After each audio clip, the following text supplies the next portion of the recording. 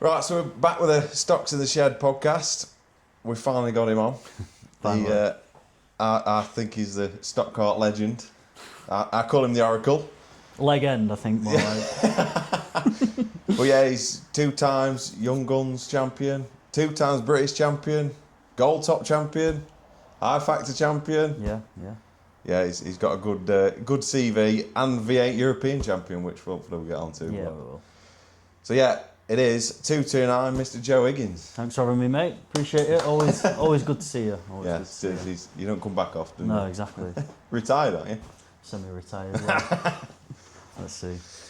Yeah, we'll start from start really. What do you remember? We've heard Ian's stories of when you were minis, but what do you remember minis? That's what you started, wasn't it? Was it grass tracking, wasn't it? Yeah, grass tracking. Yeah. We started, 2009 was my first season. Only did 1 year. And a lot of the time, Ian had come pick me up on a Sunday morning with a local track, Scarborough. And yeah, it was quite, I didn't really enjoy it that much, to be honest. At the time, I think I was new and learning, but what we used to do, we used to go out, we had a lot of room in the field, so I learnt to drive fields around here. I remember driving your pickup years ago when I was younger. Yeah. I was sat on his knee, you know. We had 2 MG Metros, didn't we? 2 MG Metros. Right. And we used to drive around in the field at Drake's. So I learnt to drive then, and then when we did the autograss, because we were involved before, Ian had Billy racing 3 years maybe, I think, before me. So we had 2 cars at the time. He built a new one that year. I think they kept that one, and then I had the older one. And every meeting it was front wings caving in on itself, and he wouldn't even repair it. He'd just push it out, wouldn't even put a new wing on it, because he just knew every week I'll just smash into someone. Again. Yeah, and we had our next door neighbours here. We kind of got them back into autograss, and it was his last year in the juniors, my first year, so he was 15, and he was quick, really quick. And I slowly started getting a bit more confident in the car after a few meetings, getting a bit carried away at 12 years old. This is all right, this. Yeah. And I remember it was like a chance of my first race win, and he was in front of me, and I went into him and just nailed him. This is non-contact, by the way. Yeah. And I just saw him and just went straight into his rear quarter, spun him round, and off I went, won the race, and got docked 2 places. And I come off, and someone's giving me some aggro, like one of the marshals or something. 12-year-old me, what are you doing? not knowing what's going on. And then they pull me into race control, let's say, and they said, what are you doing? And I was like, well, we come from a contact background, but I didn't want to put a bad name on us all. So I was like, well, I had hay fever, I couldn't really see anything, my eyes were tearing up, all the dust in my eyes, I couldn't see anything. But yeah, I wasn't very good. I won 1 race that year. And I think we always kind of wanted to go into something more stock car related. Oval. Yeah, contact. They were ovals, but contact stock cars. Yeah. I think at that time my dad and my mum they just got through a divorce. So I think it was maybe a stopgap just to get through that, and it was really nice because I spent a lot of time with him after that. Getting to learn racecraft, everything. So yeah, that's where it started. Billy was a lot quicker than I was, to be honest. He started at maybe 13. He was already quite confident, and he had 2, maybe 3 years. That's a bit of doing experience. It. Yeah, and he was a lot quicker.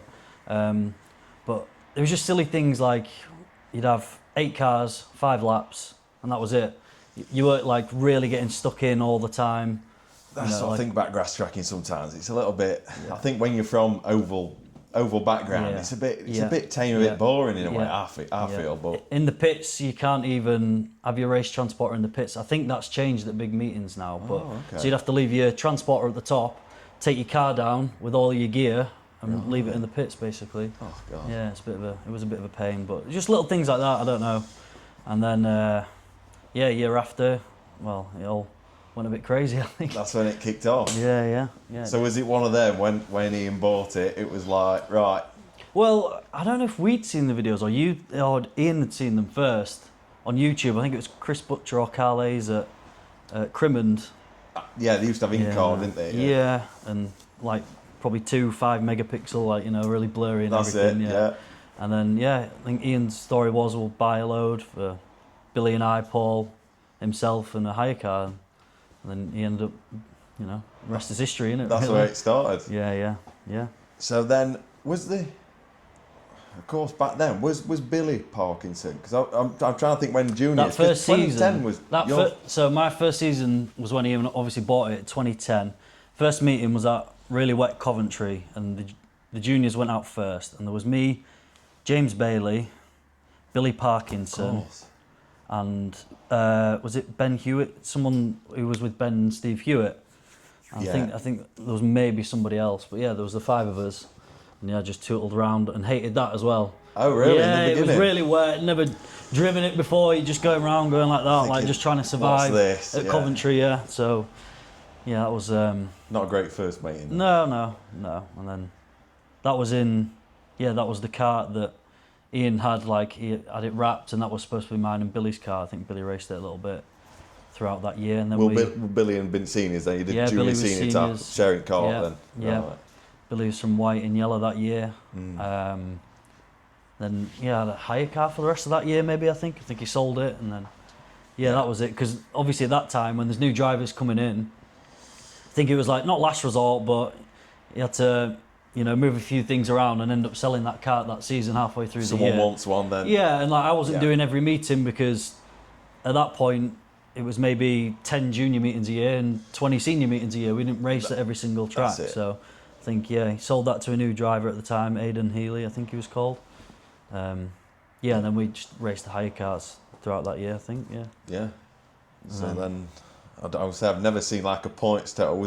Did you win it by quite that year? I think I only won it because I was the only one that probably did every meeting. Meeting. Yeah. Again, I just, like I was in the autographs, just tootled around at my own pace and didn't really have any confidence to do anything. But it was funny because there was always at the time, again, because Ian was trying to get people into the sport, there was always people that would come for like a meeting or two, come and go. There was a lad that there was a lad we knew from Autograss, Danny McVarish, and he came at Birmingham, his first meeting, and maybe he did a practice something, he was quick, but we knew him from the Autograss, and went in first lap, first corner, and it was at the time, obviously when the formula was new, we didn't like know certain things about the karts, and he lost his steering wheel, went boom, straight into the wall.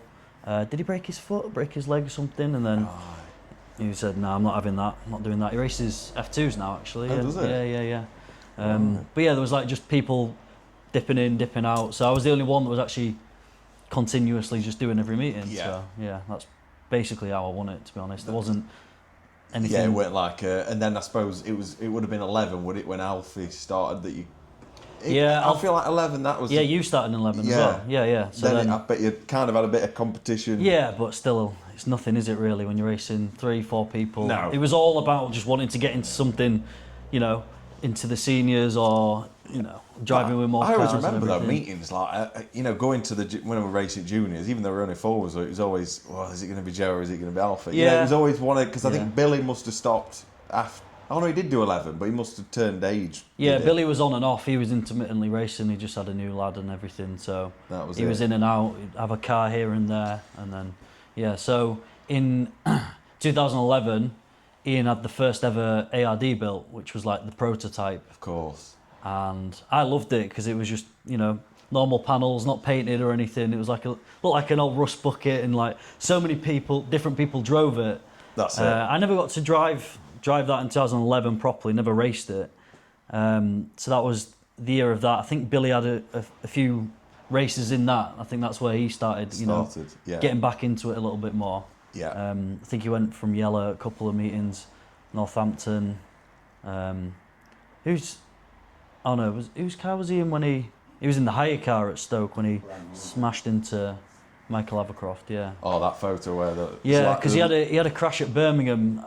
I think it was in that kart that I previously mentioned that we sold throughout that previous year, and he just lost his bottle, and he never wanted to admit it, never admitted it, and it shook him up for a little bit, and that's why another reason why he took like time out the seat, and he just didn't really get along with it, and then he just slowly got back into it, and he loved it. That's it. It's one of them. You have a big one, and you need to get back in it. But if you don't feel that confidence, like I say, it wasn't even my crash, but my dad at Birmingham that kind of knocked me in a way because it was a bit like you know what you can what get be hurt involved. Yeah, in a yeah, way. yeah, But yeah, it's one of them. yeah. So that 11 and then into 12.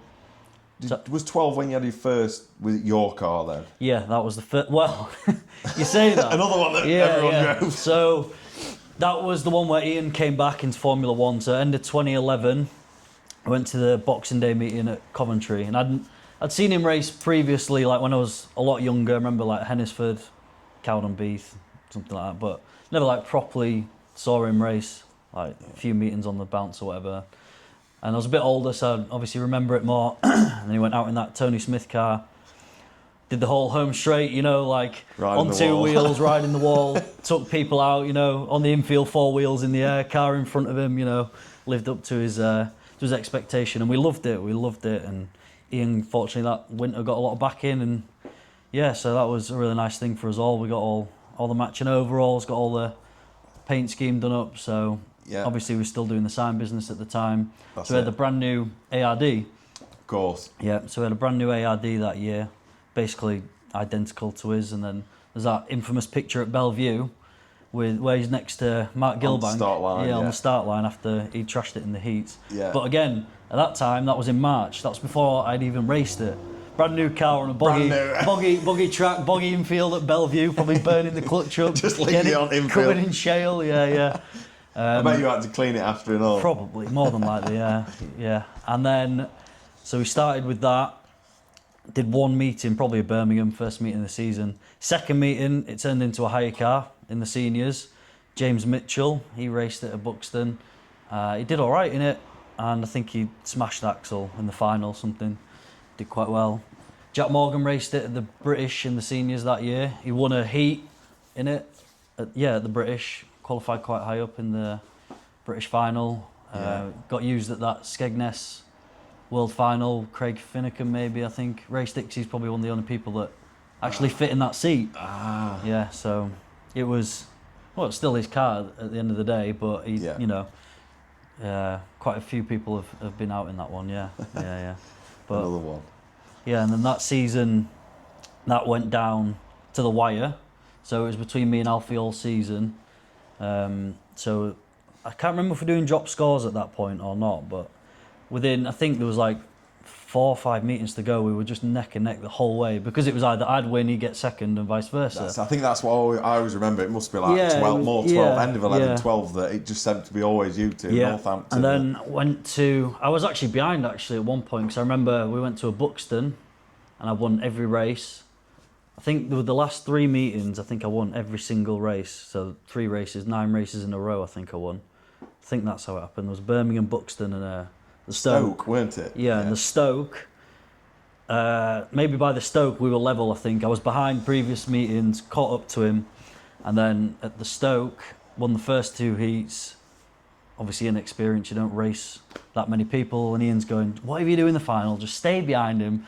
Don't pass him. You're going to win it. All you need to do is finish behind him and you're going to win. Job's done. Yeah.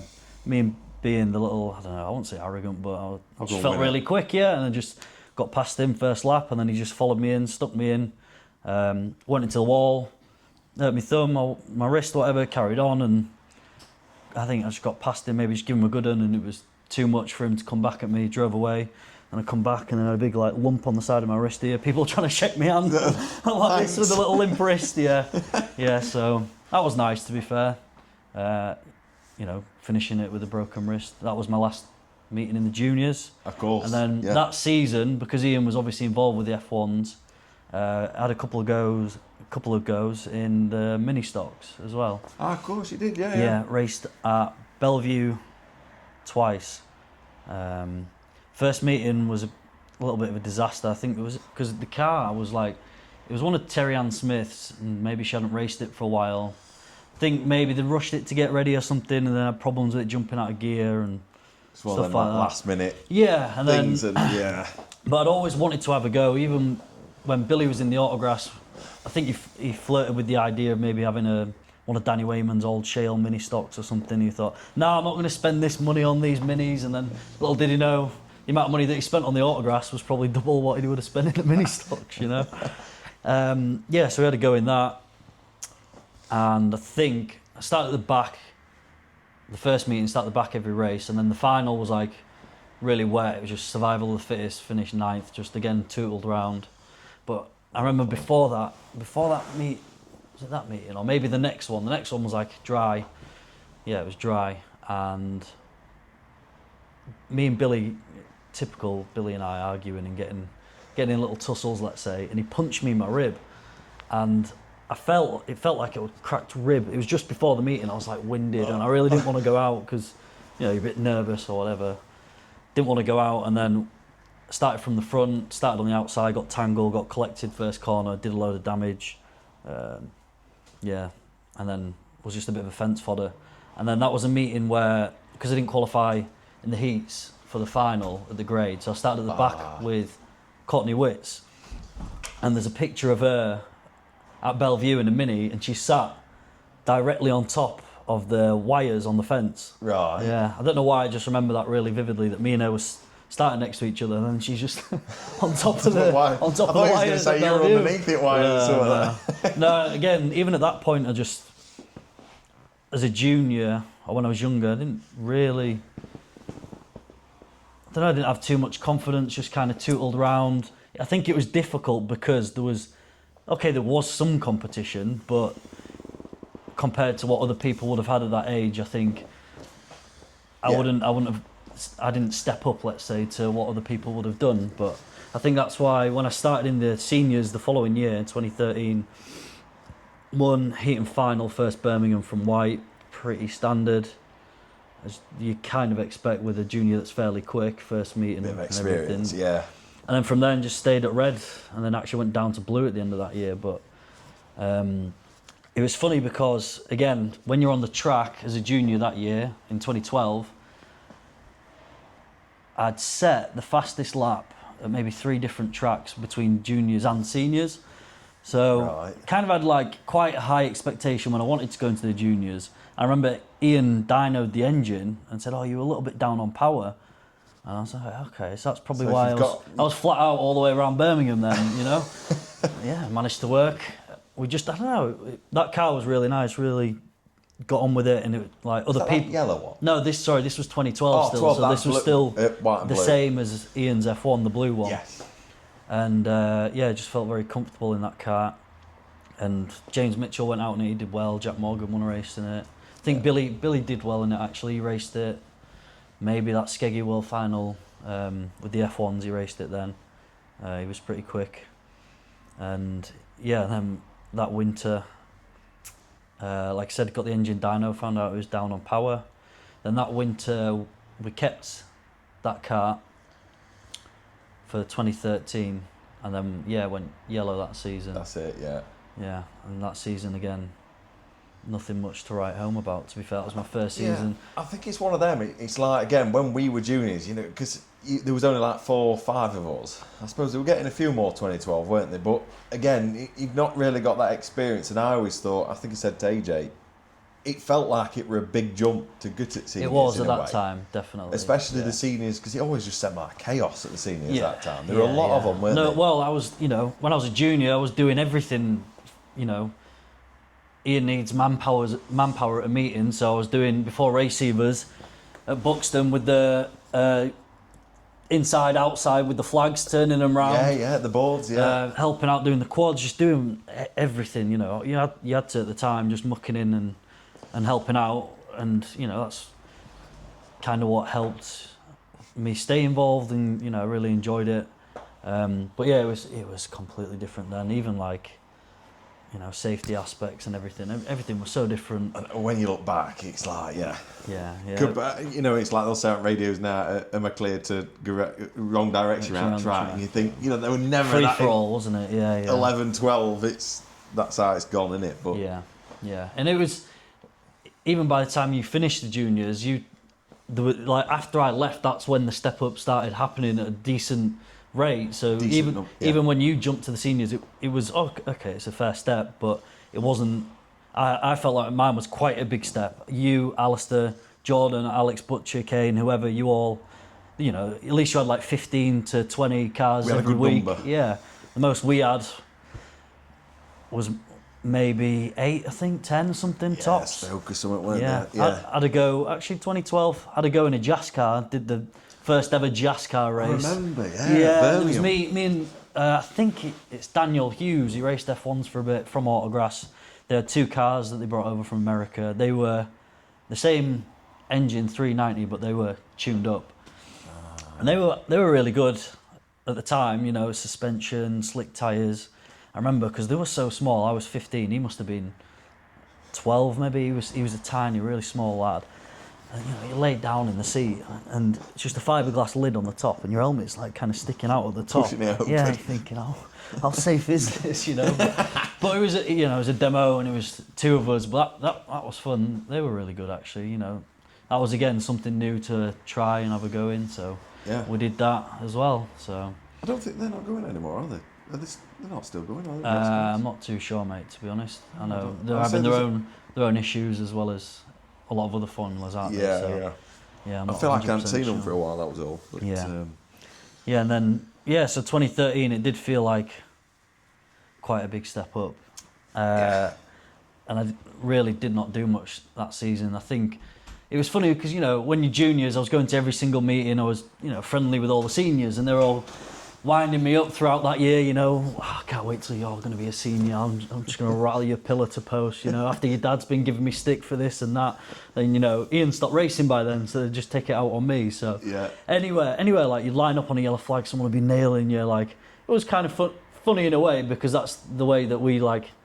You kind of brought up a racing. You just have a laugh like on the track. I know AJ has mentioned it about you're just going to nail each other, but that was it then. You know, I'd come back. It you was fun, weren't it? Yeah. It weren't serious. Yeah, and so I won heat and final at Birmingham, and I don't know why, but you know, I thought it was the dog's danglies, you know, with the hand out the window, you know, to the crowd from White when I've been racing them 2 or 3 years at the time. Like, well, yeah, good job. That's, you know, what should happen. But to be fair, as well, we still had hire cars and stuff at that point, and I used to just do a lot of the maintenance.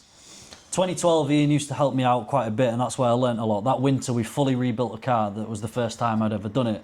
Full shot blast, powder coat, you know, engine bits and bobs. I was learning, you know, a little bit with the engine when he first started looking at dynos and stuff. So it was a lot of like learning, which I really appreciated, was really good. But then that year, a lot of the maintenance was more independent for me. So I remember going to a meeting and chain comes off after a couple of laps. I hadn't tightened the sprocket carrier, the Allen key bolt for the sprocket carrier. Little things like that. So, you know, that's... But again, that's how you learn, isn't it? You think? It is. I know you think in the short term that's to your own detriment, blah, blah, blah, but it's your first year in a senior formula, that's how you're going to have to learn. He's busy doing whatever he does, so, you know, that's how it was. So, yeah, second meeting, went to Buxton from yellow, and again, just started crashing. That's where I first properly learnt to crash, I think. There's a picture of me, first corner, me, Ashley Wareham, Andy Hull, and Andy Hull's on 2 wheels. I'm underneath him like this. Ashley's like spinning out, and yeah, that's kind of how I learned. Then went up to Red from there, and then just didn't really do a lot, to be honest, at that season. Again, Go on. It's like it's a learning year, isn't it? Really, a few crashes. I remember Buxton. I think it was the F1 semi-finals from Red, and I think Chev and Mark Wareham were battling a lot of that time, and got caught at the end of that. Got put in the wall first time. Like, well, actually no, Alfie had fenced me in 2012, but got fenced and like damaged the chassis, cracked it and stuff, and you know, learning how it's going to straighten out or what you'd have to do. I remember there's a picture of me, that meeting, and the front outside wheels off the floor, you know, from the chassis being bent. Yeah. Then went to Stoke, the gold top. Again, didn't qualify, it was mid-pack. First lap on the outside, just tagged somebody, you know, tangling together, straight in the wall again, cracked the chassis again. So yeah, I think we'd cracked that chassis a couple of times, and then at the end of that season, we stripped it down, got the chassis straightened, and straightened the chassis, and then sold it to Thomas Gray. AJ mentioned him about the lad that used to do the Receivers, not the 71. receivers, lap scorer at 71. yeah, at Skegness. Yeah. Yeah, so he bought that car after that, and at the end of 2013 we were at Buxton, and I think that was Jordan's first year in the juniors, and by the end of that year he was really quick. That's when he started kicking on, and they did like dads versus lads or whatever you want to call it. Used to do that quite a bit, and Jordan went out, and me and Jordan started at the front together, and I went in a Paul Heath hire car, and he built it at the start of that season, and Ian said, by that time, actually no, I tell a lie. So the end of that season, we straightened the chassis and sold it to Thomas Gray, but we still had maybe 2 meetings left, and somebody somehow, I think it was probably Ian, had acquired an old Stratos chassis car that maybe raced in the first year, 2010 maybe, and that was an old Haddlesey car. Yeah. Eddie Moore, I think maybe he'd raced it, or maybe it was one of them. He bought like 2 of them, I think they were the same, and come from Scotland or something, and so we actually built that up together for the last 2 meetings, did a Buxton and did the last Birmingham. I think, that was good, we did that, enjoyed that, and then I think our Paul ended up buying it about 6 years later, and then I had to build it up again before that teams race, in the New Zealand style teams race, anyway, I was at Buxton at the end of 2012, and me and Jordan went off, and Jordan was really quick, and I got past him, started getting away, and then trying different things. Hit a rumble strip, Jordan got past me, but felt really comfortable in the car, and it was really, just handled really well. It was a lot better than what I was using at that time in 2013, but that was because I didn't know fully about setting the car up, really, I think. So Heathy he was quite dialed in with that, even back then, to be honest, and he just handled really well. So then that led us on to 2014, where we got brand new H2O. Yeah, the blue car that was. Was that when Paul started building it? Was that 14? Oh no, it must have been 13. Well, I think that was one of the first ones that he built, one of the hire cars. Okay. He built a hire car, and then I think he started building some brand new ones for 2013, 2014. I had a brand new one. Elliot had a brand new one. Can't remember if anybody else did. And did the first Birmingham, start of the season. First lap, higher driver, down the back straight, hits the wall, rolls out, doesn't brake, so he's rolling down, hit him head on, 4 wheels in the air, both of us, and front bumper folded in on itself. That's one of the only times where I've, in a Stox car, had a crash and felt a bit dazed and not really knowing what's kind of happened. That one, I don't know why, but so that had happened. And then the second meeting, we went to Buxton. Me and Elliot are going from blue, both in the brand new karts. We'll just get round together, we'll just tootle round. And then I think second lap, first heat, I got behind him, and I think it was halfway in the bend on 3 and 4, and I pushed him that little bit much, and we'd both gone on that little patch of tarmac. That bump, so got a bit carried away. I think we were about 3rd or 4th as well. We were up there, and I got carried away, and that was the first year of the steel plates on the cab. Oh, on the side. Yeah, on the side. I think that was the first year. But anyway, that had just been brought in, and I obviously lost control of it after I pushed him. Got him into the wall out the corner. He's gone up. Axel's gone, all the way across. I've gone underneath him, and his wheel's gone straight into my cab, right where my elbow would be. And that was obviously a fortunate one. But then, he comes off, why the hell did you do that? What are you doing? Yeah. So still, again, even by that point, I was still out of control, I had no idea what was going on, to be honest. But did a good job of that when we kind of first built it. Mike Havercroft helped out a lot in that. We got all powder coated steering arms, stuff like that. Always like to try and do a nice bit of presentation on the cars. Powder coating every nut. Nah, that wasn't me. That wasn't me, mate. That wasn't me. So that was start of 2014. Again, pretty steady. Got up to red first grading period. Did pretty well, and then went to a Stoke. Did quite well again on the shale. So was a bit. Never really was that good on the shale at the time. I think I won a final at Stoke, obviously, that I previously mentioned. Won a final at Scunthorpe. It was probably the last final winner at Scunthorpe before we come back this year. Oh, really? But that was as a junior. And then Billy... Would that have been 10 then? 2010? Must have been, yeah. Must have been that first year. And then, yeah, I remember, like, again, I was a quiet little kid and was pretty shy, wasn't confident. And Billy, again, like, he just started hitting me. He's like, you're going to win this race. If not, I'm going to hit you harder next time. You better fucking win it. Stop being a... You know, and then, yeah, went out and won that final as a junior. And there was quite a few quicker people on the day. And it was quite a surprise. So, yeah, and then, yeah, so Shale form started taking off a little bit that season. Yeah, did a Stoke from Red and was getting good places. I don't think I'd won, but maybe got close a couple of times. Yeah, I up in there in the points. Yeah, then we started learning. Well, I was already learning more with setup wise, but we started getting let's say a little bit of momentum, and then I had a crash somewhere. Shock horror, but I had a crash somewhere, and then kind of throws the cart off a little bit, and you didn't know where to go back to, so then went down to Blue.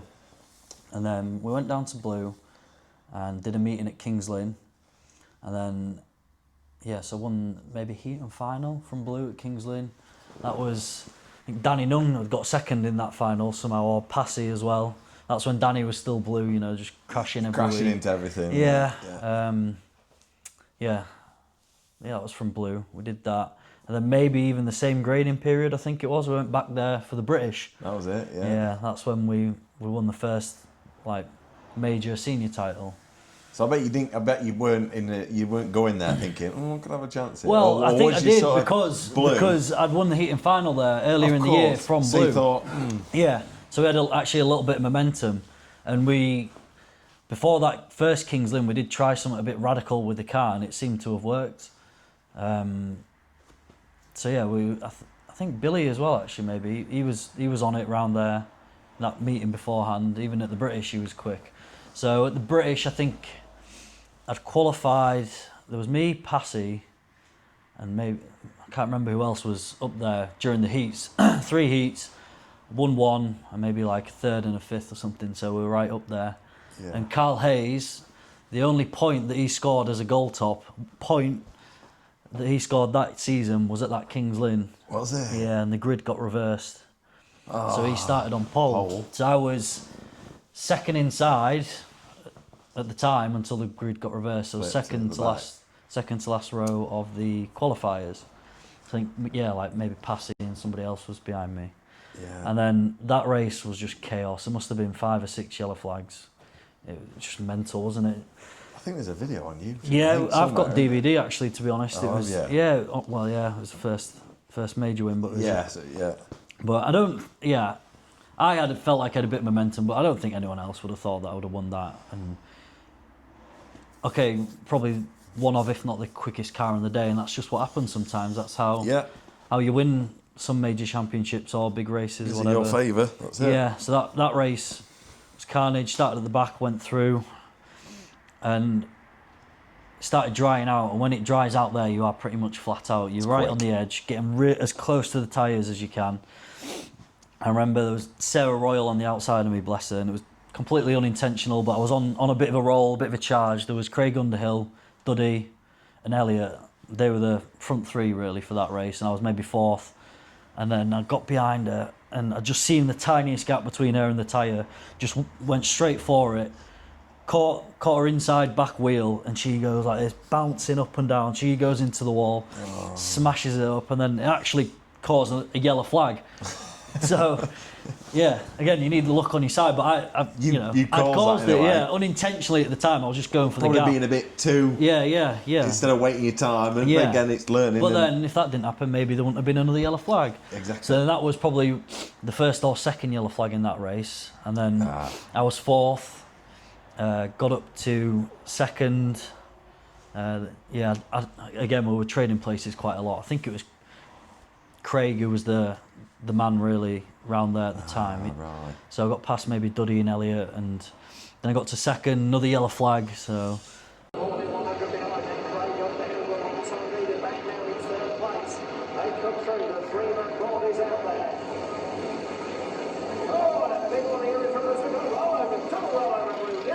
once again, it's the start of the late yellows once again out. So back on the green flag divisions. Johnny goes in there with 2-6-5 none. And one of the others also caught up on the back of the incident. Set off, and then did get past Craig, but again, the four of us were just so like close to each other. Anybody could have won that. Yeah. Then another yellow flag came, so I've never really been in that situation where you're leading a race in like a major race, let's say the seniors, but yeah, I just felt, like just really confident. Just felt like I was you right feel the up carts there. with you, and yeah. you think, When you watch the DVD, it's funny. When you watch the DVD, you can just hear like after the last yellow flag, and there's 3-4 laps to go, whatever. You can just hear in the background like the commentators commentating, and then you can just hear, "Go on, Joe! Go on, Joe!" You can just hear Ian in the background, like. But then there's like something going on, and then he's like on the radio, like, "Go on, spin on, time on!" Like, shouting. It was just chaos, and there was so many rollovers and stuff, and then it actually ended with a red and checkered just before the last lap. I think Holly Inkley got collected on the back straight, put her thumbs down. But there was, I think, enough of a gap where, again, you were nearly flat out. I don't think Craig would have got close enough to me, to be honest. Yeah. And then, somehow spawned that one. And then, again, that did help throughout the back end of that season, I think, because we went to Stoke, again on the Shale, won a heat and final from Red. Did quite well around there, loved it around there. And then started getting a little bit of tarmac form as well. And then towards the end of the year, I think we did the I Factor at the end of the season. Did the I Factor at the end of the season, was right up there. I think it's the one AJ won. Did he win it that season? It's where you were up there in that top 4, and then you got collected over straight, didn't you? Yeah. So got a bit of momentum at the back end of the year, and then I think Ian turned that into a hire car the following season because we wanted to do kind of British Championship style coloured scheme. For 2015, yeah, that was it. So I went to a hire car that season. By that point, we'd literally known where every single car had been since he took over the formula. Billy and I used to write lists down in the office. Well, I was going to say, if anyone ever needed to know what car had been what in the past, it'd just come to you. True, like gurus of Stox car history. Yeah. Well, I won't say guru. Well, you'd find another word for it, I think. But the nerd of stock car history. Yeah, and then 2015, we got a new car built for that year. That's the one that we had all fancy. We got Ollie at Thermocoat. He put like pearlescent flakes in the chassis for the powder coating, made it all really nice. I think our Paul had a hire car that season, and I think maybe Jordan got one that season, or maybe that was the year before. But yeah, we just really, really struggled with the cars that year when we, like myself and Paul in that car that he had. I just couldn't find that. Yeah, nothing. We tried all sorts, mate. We went testing at Buxton one day because, I was going through the motions, fell out of love with it, let's say. I don't know, but I wasn't all there in it, and nothing was really working. Went testing at Buxton, and we were thinking like, maybe there's not enough weight on the front end, and this was the time where there wasn't really a ballast rule on the front end, and we thought, we'll just go and see, what it does. And we'd put, 40, 50 kilos of cement and ratchet strapped it to the front of the car, going around Buxton with no front bonnet on the front, just going, like, I can't turn. Yeah, we did that. We did all sorts, but I had quite a big crash at Birmingham with Danny Nunn halfway throughout that season. I think, it was after I'd lost the British. So the British was start of June. That's the one that AJ won at Mildenhall. And this kind of epitomises the season where I wasn't really properly in it. And I'd just gone on my first ever lads holiday. You're all like 18, 19, whatever. So the week before the British that I was supposed to be defending, I'd gone on the Friday. I think I'd come back on the Friday night from Greece. Yeah, obviously on the booze all week.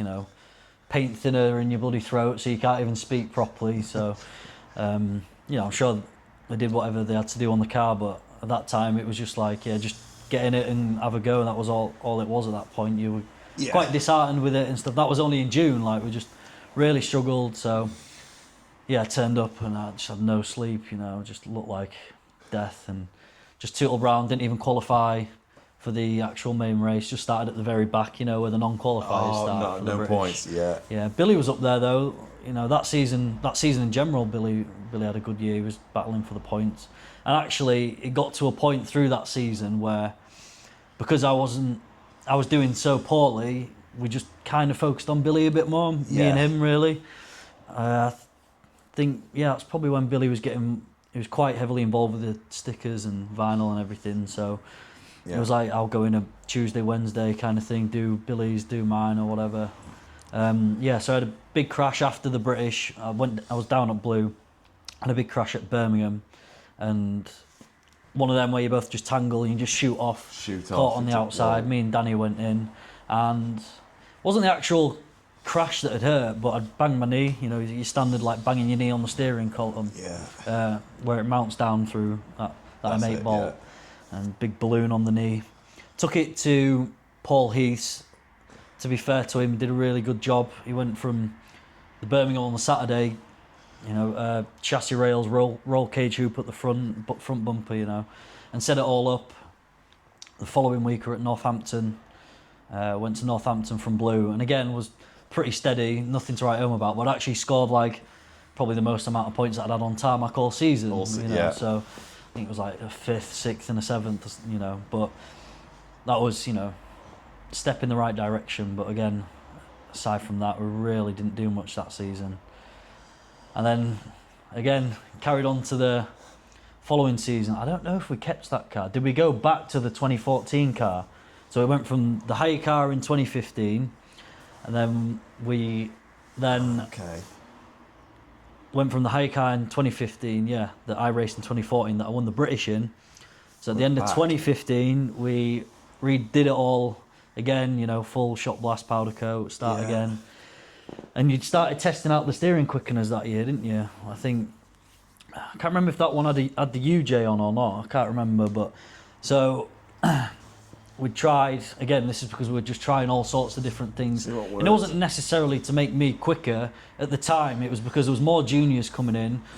I think the age was at 11 years old rather than 12. There was a lot of young like juniors coming in, even like going into the seniors, and it was, you know, it's quite hard to steer, you know, sometimes when you've had a hard race, your hands are a bit knackered and your arms, so we were testing that out at the time, you know, to see if it would make it easier. So it felt a lot easier. Well, mine was mounted in like a stock car actually. Some of them still kept it the same.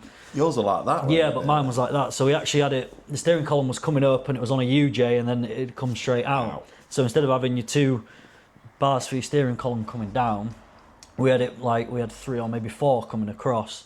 So you had your steering column up, UJ, and then coming out. So you're more like this. And it was comfortable, but again, that didn't work. I think the problem we had with them was where it'd connect on the spline. I think it made it weak, didn't it? And it used to bend it all the time. And it was a lot of work for it all. And he was always playing the wheel and stuff. But which is what you don't, you know, in like an F1, you're probably not, it's not as integral, but with these, it's like, it needs 100%. To be. You'd have like playing the spline here and then in your UJ as well. So even by the time, you know, you're trying to figure out where the play's coming from and everything, you're trying to shim stuff out. And and that, again, 2016, throughout that whole year, we really didn't do much. Went up to red at the start of the season, started at blue. But again, it was just back end of top 10s. I was doing every meeting, so the way the grading works is more on the points based, unless you hadn't done enough in the grading period. So, but it was more where you were in the points. So because I was doing the meetings, it was more, that's why I was a red top, not because I was winning races or anything. And got a few half decent results. And that setup wasn't bad, and it did work for other people, but I think ours was a bit excessive to try it. Not, you know, nobody had done it and it was all very new, but other people tried it where it was direct to the steering column and they had a bit more success with it. I think Meg Charlesworth had it. Alistair ran it for a bit. I know he enjoyed it, but I think they had the problem where it'd bend too easy. I think so, especially on Shirley, you were probably struggling a bit with it. Yeah.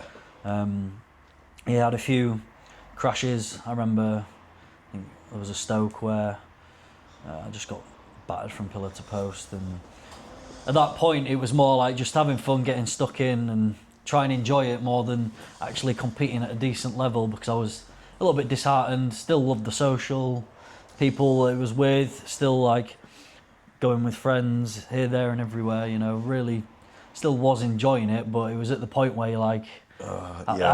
I knew that I was a half decent driver. I thought I did have a bit more to try and give. Yeah, out it's the one job. of them again. You've tried stuff with the car, and when it don't work, you just Yeah. like, Yeah, and we didn't really know where to go. And then by that point, that was the year where, as a like birthday present, Ian, I think he did it with Billy as well, and it was like at that age, you'd have that cart, and then like that was it. That was his like gift.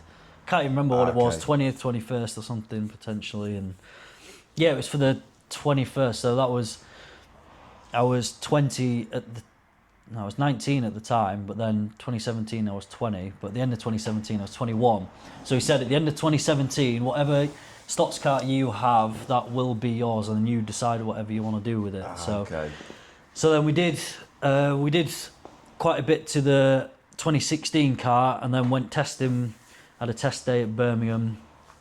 Went with somebody who was interested in buying it, and again, I think engine was in really good condition. The car itself wasn't a million miles away. I just think maybe the steering thing we had to just work on a little bit. Yeah. And again, I still don't think I was fully in it at the time. I was still driving like a bit of an arse sometimes. I remember I did the world final, the gold top at Skeg, and I was like 8th or 9th, and I just got the wrong bounce out the corner and then just put it in the wall down the home straight. And like, I remember Craig Smith, he's down the home straight and he runs up to me at the catch fence. He went, "How the hell did you do that?" I don't even know. Just out of control half the time. But yeah, so I wanted to have like another good go at it in 2017. I thought, if I'm still going to be cannon fodder and just crashing all the time. Maybe. Yeah, we were thinking about sacking it off. Well, not sacking it off, but you know, looking at different avenues. So there was a cart that came up for sale, 2017. We'd sold my cart by that point, at the end of 2016. Sorry, and we bought Kelvin Lim's car. That car was the last car that Sean Parkinson built. So in the Stratos then, yes, yeah, I think it was a Stratos originally with it had the blocks in. Yeah. So a lot of it was all brazed on the chassis rather than welded, stuff like that. So we'd bought that off Kelvin. Because I think the year he'll have had quite a good Pedigree. Yeah, the Buxton Gold Top. Did he come third? I think he had some good results. So what it was, Sean Parkinson had built it, and then it was for Kevin Bonner, bloke who raced F2s. He raced it maybe one meeting at Kings Lynn. Then Ash had it, or maybe vice versa. I think maybe it was built for Ash, and then Kevin Bonner bought it. So it was Ash Parkinson. He had won the gold the previous year, and then Sean built it for him in 2011 or whatever it was, 2012. And Ash did pretty well in it, I think. He, and then Kelvin had bought it after. Never raced it. No, I think he did race it. Yeah, I'm sure he raced it throughout that He did a bit in it, 2012. didn't he? Because the gold top that Tubi won, I'm sure he was in that black car. He was. Yeah, he was. Or maybe the year after the one that. Oh no, that was the one he won. I can't remember. Yeah, he was definitely in that black car. Yeah, I'm sure he'd raced it, and at the time Billy had got like a bit better at the stickers and it looked really cool, you know, black and gold. Yeah. Yeah, it was really smart. So anyway, we bought Kelvin's car because I think he'd bought.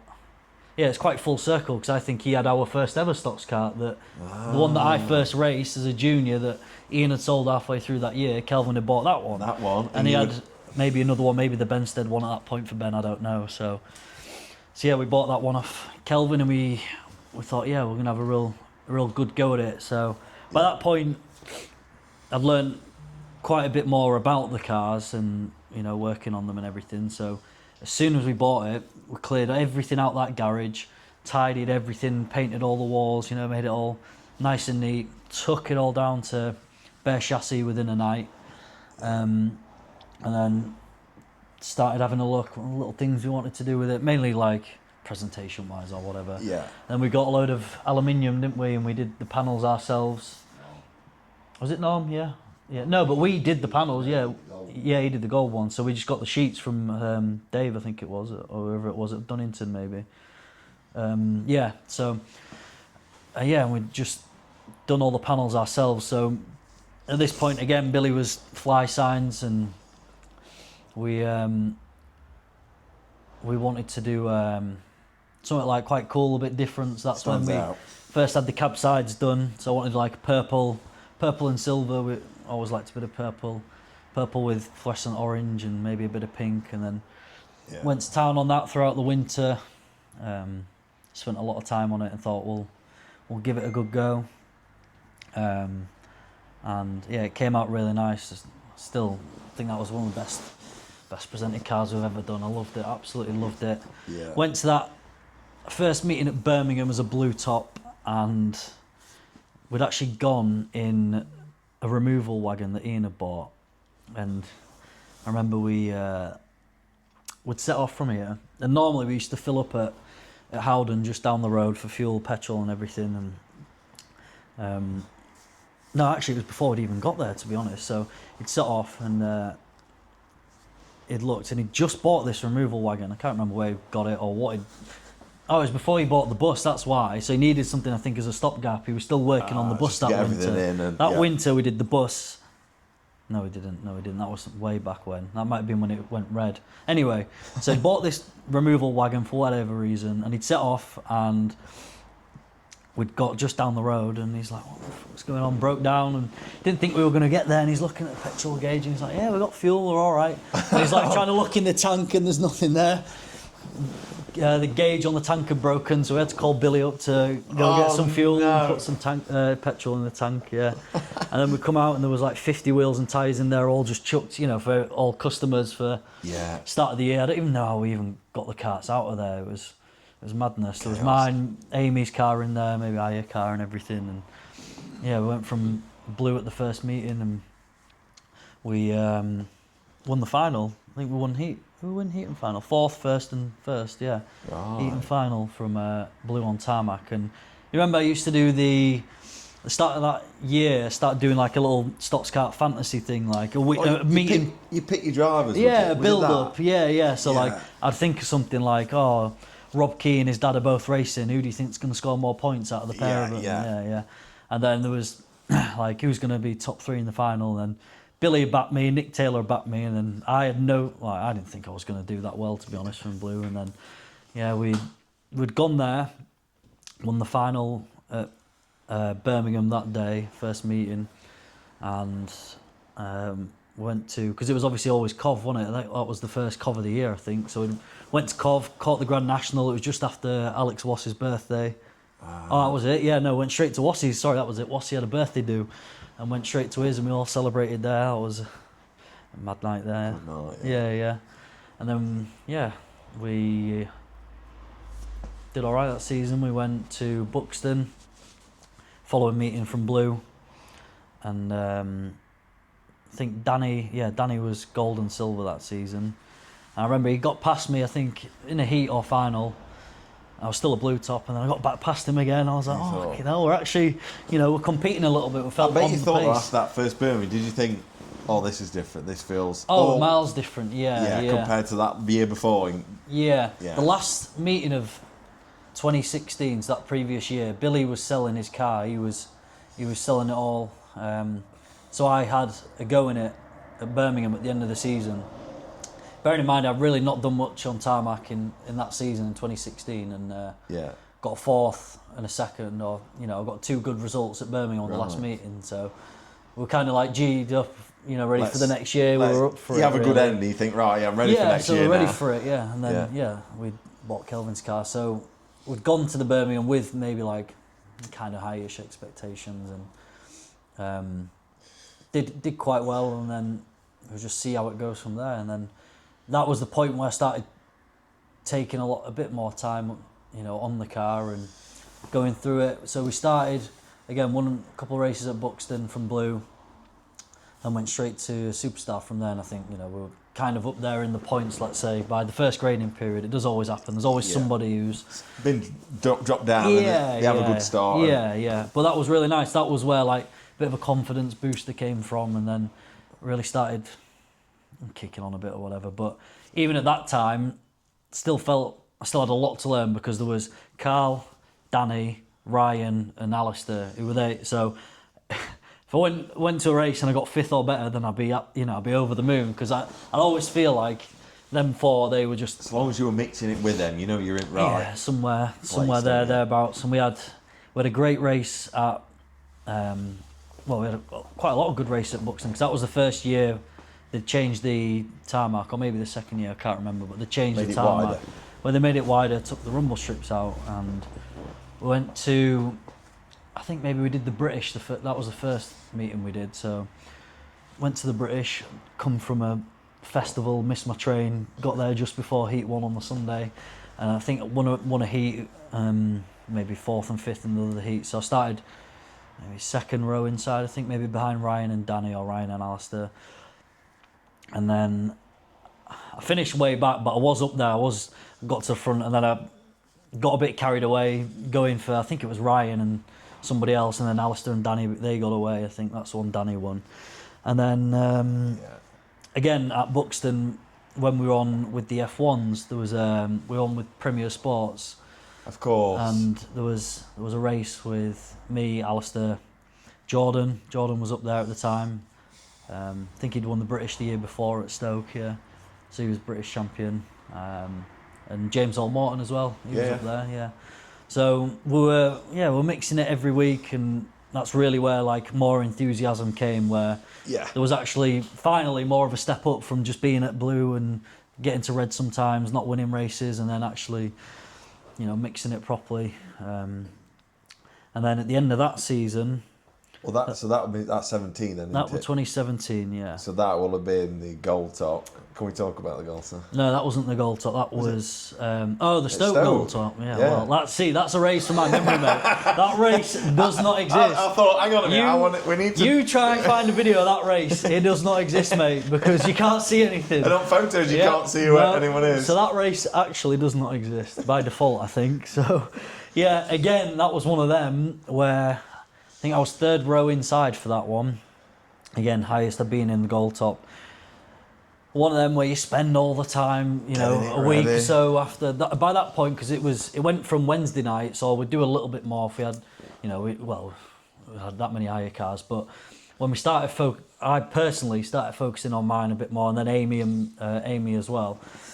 So I used to work just up the road. So Dad's house was on my way home from work. So it was more than one day a week. It was a little bit more, because if we didn't get the hire car or Amy's car done, then I'd have to spend the extra night or 2 on mine. So we did spend the time quite a bit more on the car. So before that Stoke gold top, I think we did all right on Shale that year. Nothing major. Maybe won a few races again, and we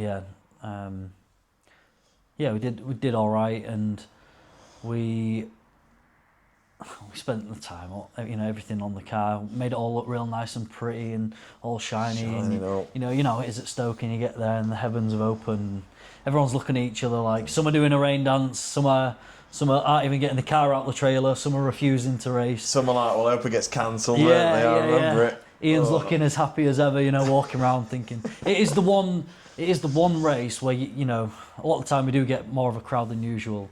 And a lot of the time we do put on a really good race for the big races, especially the gold. And at Stoke, you can really make a good advert for the formula there. And, whether it's the right thing or not to do, hindsight's a wonderful thing, but it's the same for everybody. There was no shale tyre at that point either. No, there wasn't. No. So you just had to get out and get on with it. So, Chev was, I think, 2nd inside or 2nd outside. And again, as soon as you get on the track, you're surviving just to get around. We didn't even do a rolling lap. I think we just went as two. As soon as we all got going. 2 by 2 just to try and get going. Again, no shale tyre, no nothing. So yeah, you're freezing cold, goggles have already steamed up, so you can't even see anyway. It doesn't even make a difference what goggles you've got where, how many spares you've got. No, it's the same for everyone, this is what I'm saying. So you're just trying to survive, really, and then the brown car's in front of you, the brown car's next to you, whatever. And yeah, we just got through, and I think it was, at the time, it was Alistair and Ryan were the two that were up there. I think. Yeah, and I was just a decent gap behind them the whole way. Wasn't really making any ground. We were all just tootling round. And then whatever happened where the leader, I don't know what had happened to him, to be honest. He ended up finding himself tangled down the home straight, and then yellow flags had come out. But I think Ian was quite actually reluctant to bring the yellows out there, but where they'd end up getting stuck again because the vision was so limited, you couldn't even see anything. So then, yeah, Alistair was leading, and I was second, and then, or was it the other way around? Maybe there was a yellow, and I caught Alistair up already. I think there was a yellow. I was there's second. a photo where I think you're second or third. Yeah, I think I was second, and then he reluctantly called the yellows out. I think that's what it was. Yeah.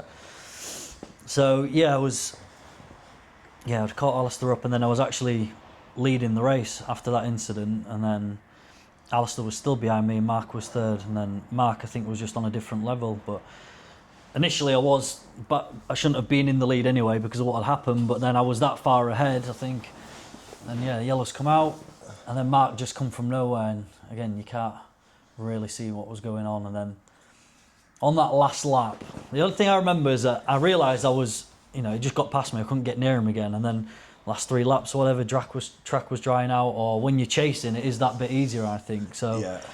And I was reeling him in, and I was like, all right, okay. And then what I did, I think maybe on the home straight or something, I actually got onto him. I actually, felt the little bit of contact there, but you want to try and do it on the last bend just to. Well, spectacular. Yeah, no, it's just like so they can't get back at you. You've got to have a go. Yeah, you might as well. It's shit or bust, if you can isn't stay it? there and leave it till that. Yeah, so and he could have been, kind of brake checking and round there when you're going at that speed. If you're pushing them the whole way down the straight and he's anchoring on, you're probably not gonna get that little bit. So then he'd done me a kipper really because I think that killed my momentum. And then coming down the back straight, and again, all you're aiming for. You can't really see the curves. You can't see anything. You just going for that corner, and I didn't shut off at all, and then just went for it, and then went across, clipped the curb, and it is outside rather than the inside wheel on the back, and then it just flung me around, and then so obviously, and then I was that pissed off. I'd set off again, and I'd just seen another car behind me, and I just swiped and took him out coming out the corner. Bless him, it was my good friend Jack Morgan. He'd come from nowhere, and I think he was on for second or third maybe, and I felt awful about it. That's not in my mantra. That's not something I do. But when your red mist is there, and the worst thing was it was. I caused it myself. I missed myself. Wasn't like somebody had taken me out and I got annoyed. Yeah. So. Wasn't really happy with how I carried myself after that. And I remember as well, I'd just come off and we were like going back into the pits, and there was like a queue in the pits, and Shane Geary come up to me, and he was only like, he was young, and he was like, "Oh, you're a bit annoyed," and I was like, "What do you think?" I started having a go at him, and I was like, obviously quite wound up. I'd leave Joe alone for a while. Yeah. And then again, straight after, to be honest, I went up to Vince Morgan and apologised, and he said, "Mate, I don't want to speak to you right now. Like, I can't even look at you, this, that, and the other." And, Yeah, and we had a lot of time with them. We'd done a lot of things with them. Yeah. Helped Jack out as well. Known him for a few years by then, and couldn't say anything. Great people, couldn't say anything nicer about them, and felt so guilty about it. And I think that made it a bit, even worse for me at the time, to be honest. Yeah. Really did. It was awful. It goes from what could it have been to now. Yeah. It's just like. Yeah. Oh. But again. From the previous 2 years, actually being up there, it's nice that I actually made a decent improvement or step up. You were up there challenging. Yeah, so soon got over that. Had a really good end of the year, to be honest. We were still at Superstar. I think we'd won a wet race, maybe at Buxton or somewhere, and then we went to the Birmingham for the I Factor, and again it was kind of the case where there was Carl, Danny, Alistair, Jordan was up there. Dex was even there at some points. He was still on and off. He was up there. Duddy, you know, by that time, yeah, Duddy was still thereabouts, you know. And I think we were 3rd or 4th row on the I Factor. Always enjoyed Birmingham. Just done that many laps around there. Just, you know, you knew it off by heart. You know, you shut your eyes and you knew where you were going to go and everything. Yeah. But yeah, we just, again, this one was a bit of a blur, to be honest. I just remember I got to the front pretty early, but throughout the race there was like so many different people that would come and have a go at me for the lead. Yeah. And I found a bit of a new line coming out of turn 4, and I remember like it was a case of like trying to keep it a bit tighter coming out of turn 4. And if somebody tried to go around the outside of you, they wouldn't get enough momentum to come back at you the following bend. So they're always like, if they got near you on that bend on turn 4, if you were tight coming out that bend, people couldn't get near you, they couldn't get up the inside, and yeah, it must have been, it felt like forever, but I don't know, we've got, again, video somewhere, but there was Dex, Danny had to go early doors, I think his chain come off, I think. I can't remember, there was somebody else, but just, yeah, held on for 8 or 10 laps and kind of made up for the gold in a way, because the I Factor was actually quite a big race, because it was your Birmingham, your Northampton, didn't do Hennisford at the time, what was it? Was there anything else? Birmingham, Northampton, and you know, we should race there quite a bit. It's like the total points, weren't it? Yeah, for yeah, grid. And yeah. So it was like there was always a good, you know, a lot of people at the end of the season. There'd be a lot of people there, so it was a proper closed grid race with, you know, 28, 30 cars. Yeah. And you're in the mix, and it was always a good race at the end of the year. It was, you know, it's the last one everybody wanted to do and have a go in, and yeah. But the only problem was it was late. It was a late night, that, because we'd always do the Champ of Champs at the end of each formula, wasn't it? Yeah. So every formula you'd have a go. Everybody would have a go in a certain car. Would always lend carts out, and normally the winner of the I Factor, somebody would always be kind enough to give the winner, let them drive a different car, you know. So at that point, Carl, I think somebody was in Danny's car maybe, and Carl said, yeah, you can jump in mine and have a go. And so we did that and had a mess around, and because, you know, the difference in the speed, you start miles behind, but people are messing about, or it's a bit slippy or whatever, and that's it. You soon catch them, but it's, you know, it's good fun, and we did that. So that was a really good end to the year, to what was, you know, we actually, at that point, we started the year at blue. We did all right at the British, you know, gold, it was what it was. Ended, you know, really we were winning races still. So then you're thinking, won the I Factor. So again, we're balls deep. We're all in again the next season. That's it. Yeah. So we'd had, during that year, because it was a Stratos chassis, a lot of it was brazed, and we'd had a few knocks that season.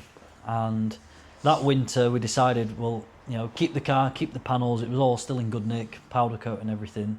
And we took it to Stevie Houghton's that winter, Stevie and Alistair. I don't know if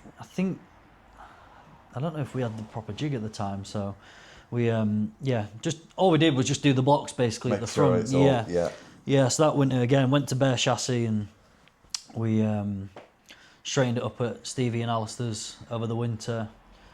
And we were still at Superstar, ended the year at Superstar, so that was, you know, a bit of a bonus. And then we built it all up, went to Birmingham again, shock. First meeting of the season, and again, don't know if we did a test day beforehand or something, or maybe I did paid practice, and went out and it felt really, really good, felt really quick. I don't think we'd done much. I think again, just your standard winter rebuild, do it all as best you can.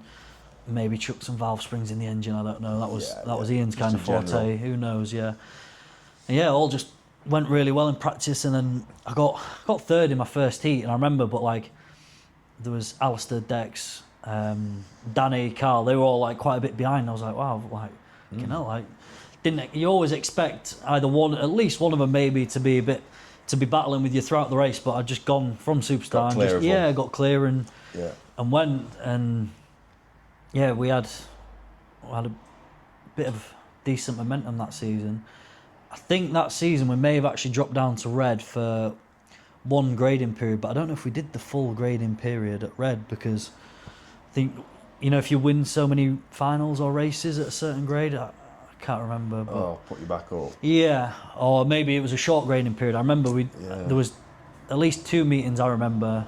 It was a Birmingham and a Stoke, and that was it. But I'd won 2 races at the Birmingham and 2 or 3 races at the Stoke weekend or something. So yeah, we had a good run, and again we were up there in the points of that bit. So the plan was, at the start of that season, we were going to do every meeting. I think maybe missed one the year before, but it was, you know, we were all in again doing every single meeting. I was going to say, was it one of them that at the start of that season you went, right, should we try and go for points? Or? It was do every meeting, see where we can get to. If we're not quick enough throughout the year, then it is what it is. But it was, you know, get a good place on the grid for the gold and win that as well, really. I think that was or at least try and win a decent major. Won the British, obviously not everyone gets to do that, but, you know, you want to try and get onto something else or kick on again. You're always looking to kick on. If you're all in, you always want to stay away. You know, if you'd won something, stay there, or just kick on if you were thereabouts. So 1 I Factor, you know, won the British previously. So it was do the meetings. If we're quick enough, we might get lucky somewhere in the points, but really go for the gold as well. Yeah, want to make up for the miss. I was going to say, I felt that year it was almost before that race. It was like Joe's fired up for this. Yeah. It was like all year because of the disappointment. Yeah, I think all year we were just fired up. We were really into it. Like I was really into like the prep and doing the work, and you know we were going away, different meetings with mates and everything, getting stuck in with other cars. We were just every weekend at that point. I was always somewhere racing. I'll be at a meeting someday. You know, driving Tuesday night Skegs to go watch F2s or go watch, you know, mates racing F2s, you know, things like that. We're really all in on the racing, to be honest. And so we were leading the points on and off with Danny throughout that whole year. Okay. And then we'd done the British at Birmingham. That was like boiling hot day. I remember we really nice, like summer's day. Track was dry, all meeting. And there was a lot of quick people at meeting. There was like, not outsiders, but it wasn't. There was Tim Faultless. He'd had a really good run. He was at Yellow. He'd gone up Superstar and stayed Superstar. Mark McCann. He obviously had his back problems when he'd won the gold, so he'd come back and he actually. Or was it before? No, it was probably during the time, maybe before he'd done his back. And I think he was quick and he was up there because he was gold. He was all in and he'd taken on a bit of a step up, especially on the tarmac. Danny Hansford had just joined. Of course, he joined in from blue grade, went straight up to Superstar. He was at Superstar and Red all year. He was right up there. Duddy had come back. He'd been a bit more involved with it that season, and again, he's always going to be up there. So. Yeah, I remember that meeting, there was, you know, me, Danny, Carl, Alistair, Duddy, Danny Hansford, Kelvin, Mark McCann, you know, and then you always had a few outsiders as well. But like, one of them, anyone who could win it, wasn't it? It was because it was Birmingham, because it was a track everybody raced at, you know, anything could have happened. And we won a heat. I think Tim was actually at Yellow at that point. I think he was still at Yellow. And Tim was on pole outside, Danny was on pole, I was second inside, and then again it was like Danny Hansford, Mark, Duddy, a couple of other people, and me and Danny initially we had a really good race, and it was like that throughout the whole year, to be honest.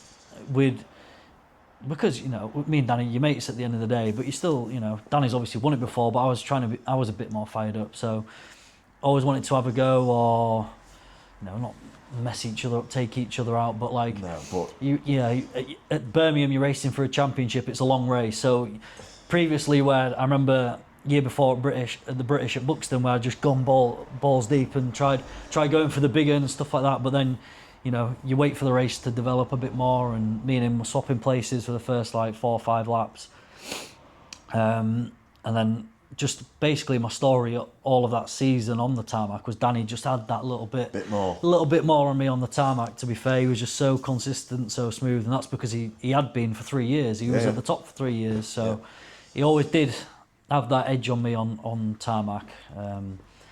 but we'd always, you know, race hard, race with respect, always have a go. Good fair racing. Yeah, wasn't it? got Hard fair. yeah, and then Duddy came from nowhere in that race, and because it was so hot, I remember I didn't really adjust the car that much because I'd done so well in the heats, and you did actually adjust your pressures a little bit during Birmingham if it was hot and cold or whatever. And you went out, and then as soon as I did them 5 laps, I remember the car just felt a bit off, and that's, you know, he got the gap, and then Duddy came from nowhere. He got second, and I finished the race in third, and then Duddy unfortunately had a technical infringement, which was complete accident, nothing like, you know, no gaining advantage or anything, and so I got put up to second. But I remember the race itself, you know, was really good. A good race. Yeah, good solid race, and yeah, it's just nice when you are competing with people every week, where you've been cannon fodder for however many years, and then you feel like one of the top boys finally, don't you? You're up there mixing it instead of crashing every week. Yeah. So that was in the June of that year, and then so I just turned 21 that year, and my uncle Paul, he'd bought me for my 21st birthday. Well, I think I'd mentioned it maybe to you, and then Paul had said, "Look, I'll pay for it to have a go in a V8 hot stock."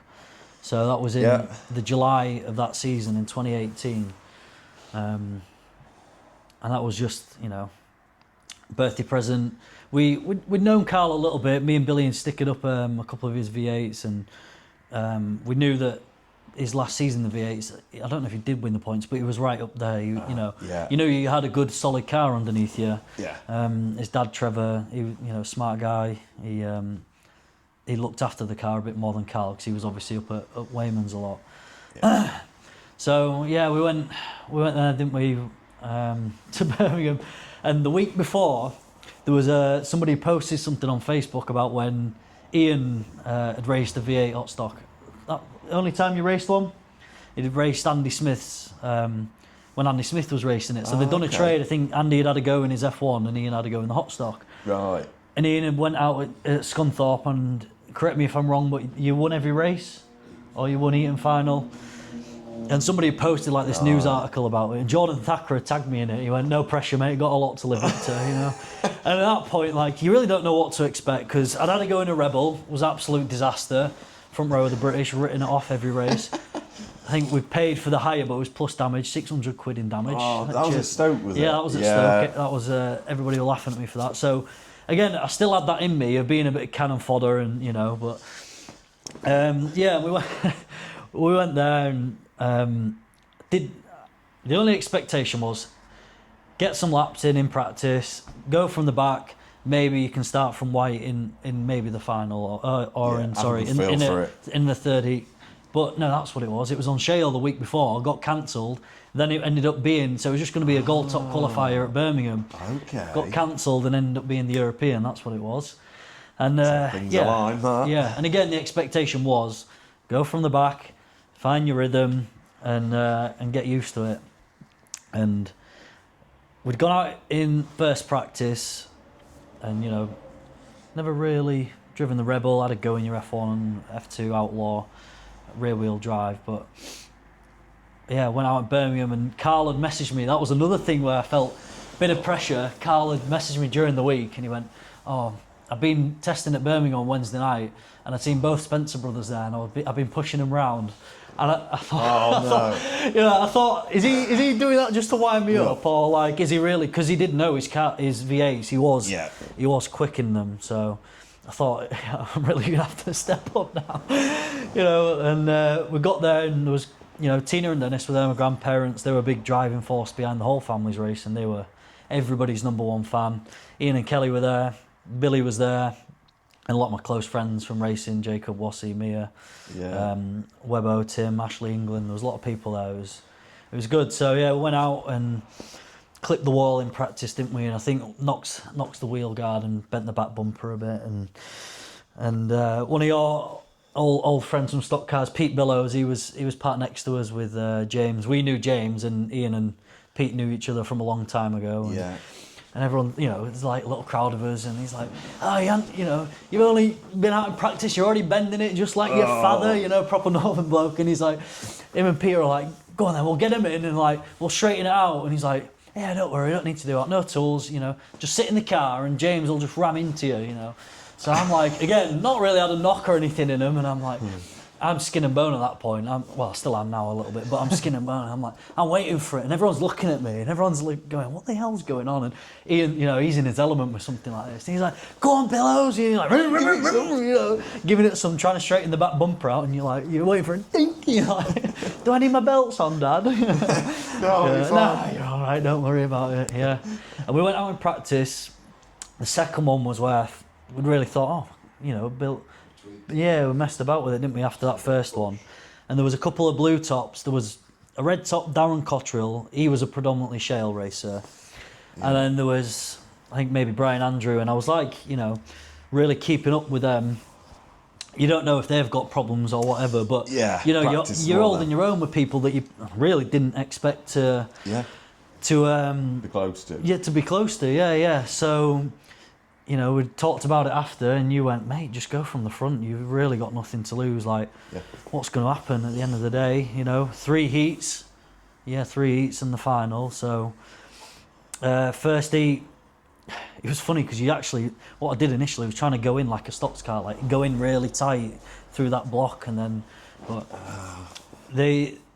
with that car, the seat was too big because it was a higher car, so arms are like out here, and you've got 2 pillows here. You know, I'm lying down trying to reach the pedals, and I really wasn't comfortable in it. And like I'm driving like this, and my arms are knackered, even just after like a 16 lap heat.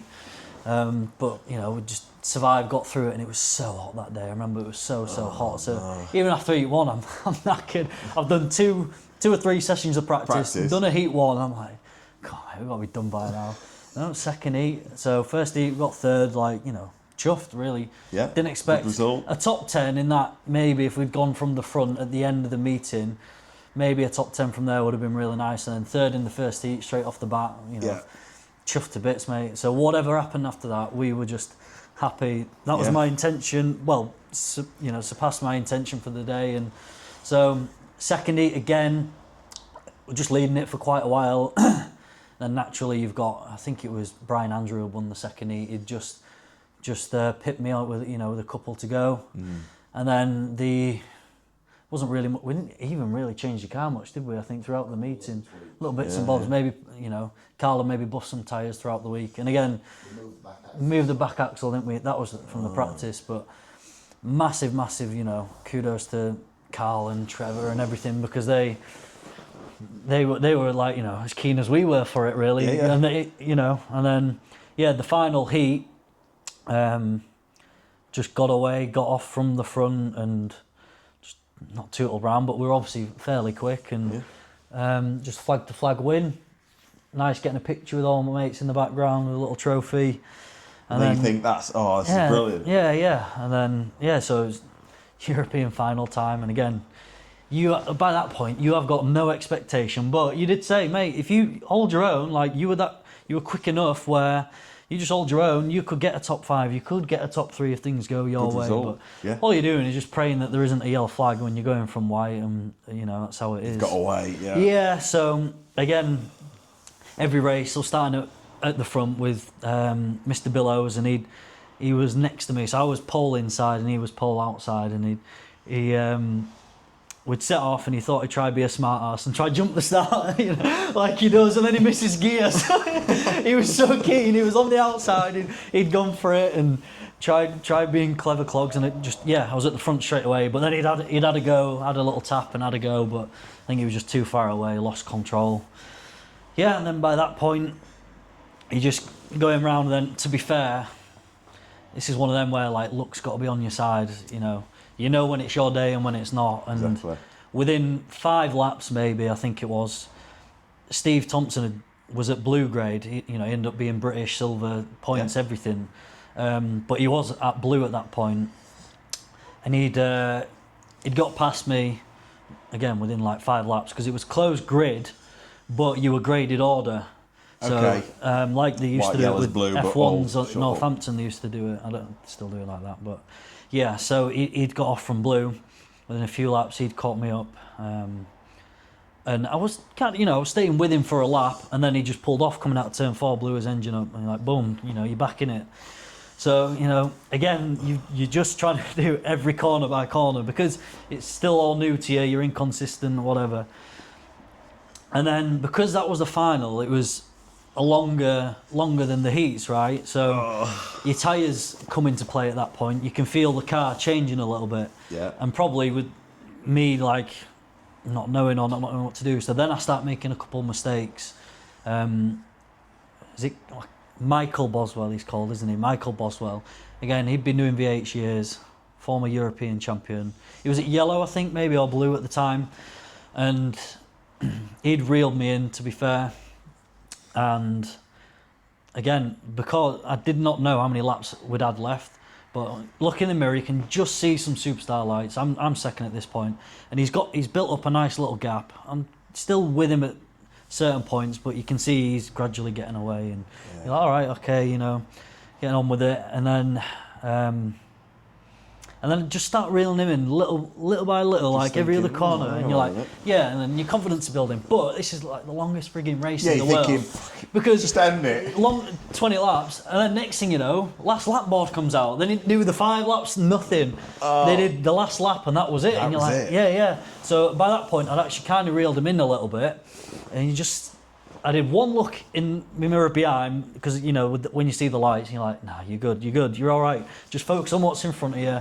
And then that first bend in that last lap, you could just see something wasn't right with this car. And then you just go in, you're under the lights at Birmingham, and you just go in, you aim for that rumble strip, front inside corner, just go in, you just launch it and just hope you hit something, and you're just like, dunk, out of nowhere, and then you're like, eyes open, you look, and then you're just foot down, and like, just, mate, could not believe it. Championship. Joe Higgins right behind Boswell. Boswell's in trouble. Joe Higgins down the far side. Down into turn 3 for the final time. Here comes Higgins with a bumper. Straight into Boswell. Puts him out wide. Joe Higgins comes right on the inside, and the youngster's going to take the 2018 European champion. Will be Joe Higgins in car 29 from Michael Boswell in 328. John Brown in 288. Adam Joyce in car 1. 64, old Simon Sykes, 160 and Mick Black, and Riley in car 17. Well, the youngster, what a performance there from Higgins. You can't ask for anything more. First ever meeting, major title in a brand new formula.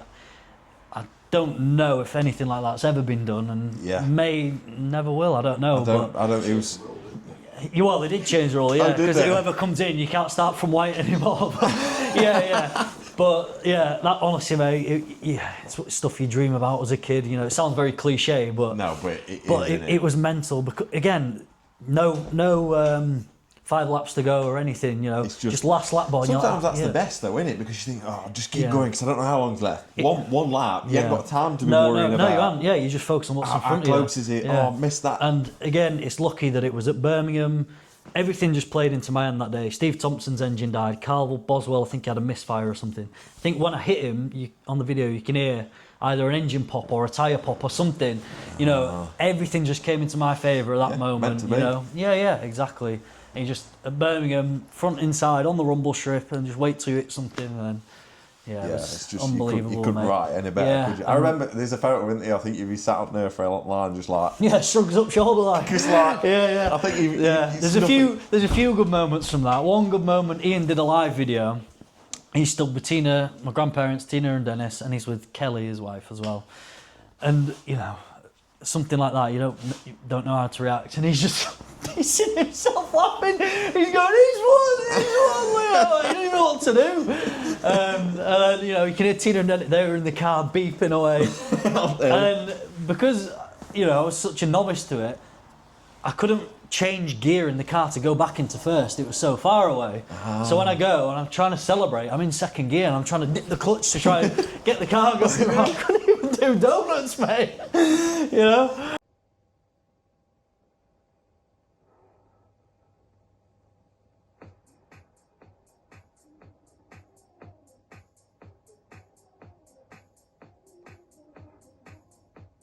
And then got out. Carl was the first one that came up to me. You know, he's absolutely buzzing. And I can look, and Billy had a cast on his foot at the time. Okay. And he's like, he's trying to, and he's hobbling away. Yeah. And there's some amazing pictures that, you know, will I have think it's you on roof, isn't it, Billy? memories that'll last forever, you know. Bolted on while Joe's on top of the car. Ian Higgins is down there, Captain Chaos, he can't believe it. Joe has taken the European Championship for the Briscoe V8 stock cars. Well, congratulations there from 288. Also, person that wasn't there. The only person that wasn't there was my Uncle Paul, who got my present for me, yeah. Oh, no. Yeah. Sod's Law, Yeah, of course. But, mate, yeah, it is really is stuff that, like, you'd never expect, things that you dream of as a kid, you know.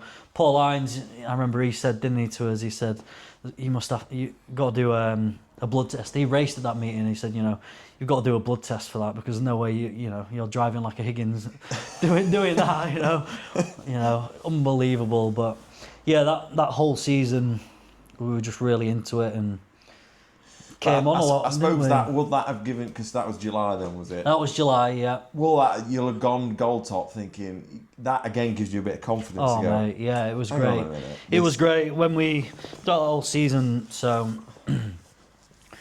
we were really umming and ahhing at the time, weren't we? Because that had happened, and I did mention to Ian, I said, you know, I do want to potentially progress into like Something maybe different. a V8 or something. It just kind of suited us at the time, and there was talks about the engine situation where, you know, you could buy a crate engine for a decent price, and there were, you know, it was potentially coming in time, but that's kind of how the V8 Outlaw thing kicked on. But so we were very interested, and, you know, we were fortunate enough at the time. We got after that meeting, we did actually get offered a car to run, and we kind of focused on the car for that season.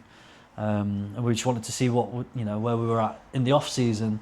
Yeah. So we still did the world final, because we qualified for that. This is in the V8, obviously. So we qualified for that, and, you know, Carl's buzzing. He's got a lot of interest in the car for hiring. You know, more people are gonna have a go in it, you know, and everything. So we got a wing, bought a yellow wing off Dylan Williams Maynard. Got that stickered up, got it tightened up, got a little bit of sponsorship, you know, to not gauge interest, but, you know, we were still interested in what we wanted to do. Unfortunately, at that time, I was still in my trade, let's say, so I was still developing my career, so I was still only apprentice on £4.50 an hour, so it was obviously going to be a big step up financially at the time. So we were just figuring out, weighing up our options. So yeah, we goes to the world final. We had a couple of people that did help out, and Martin Dawson, MD Fabrications, old Stox kart racer, really nice bloke. He helped pay for the wing and for the hire, and nothing to write home about, I think, Richard Ainsworth. Yeah, that's where our relationship, you know, mine and his personally started. Ian obviously raced F1s with him. Oh, okay, yeah. And we went there. I think I qualified row 11 maybe, or row 10. We're not too far off, but it's funny because when you look at the V8 points before that meeting, highest average, Joe Higgins. Birmingham track champion, Joe Higgins. You know, and then, like, because that was in the July, I was like row 4 at the world final at that point. But, you know, and then they just put me at yellow, didn't they? They didn't put me at red or anything. They put me at yellow.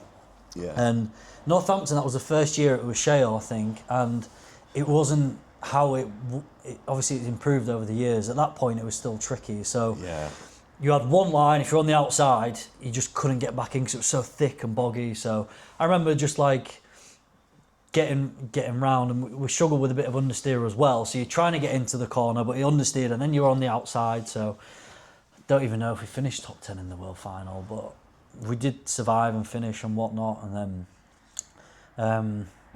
first heat there, we changed the car, got it a bit looser going into the bends, and got a bit more of a feel for it. And then I don't know if I spun myself out or if I got tagged along the way. I was having a good battle with like Jed Stirk, Declan Gwynn maybe, I think, as well, and sheared the half shaft. So again, completely new to me. I hadn't raced, obviously only in the European, but like not really Yeah. knowing what was going on. So I'm Getting going around involved. and it's struggling, and back inside's not doing a lot. And they know straight away. You come off, our shaft's gone, whatever.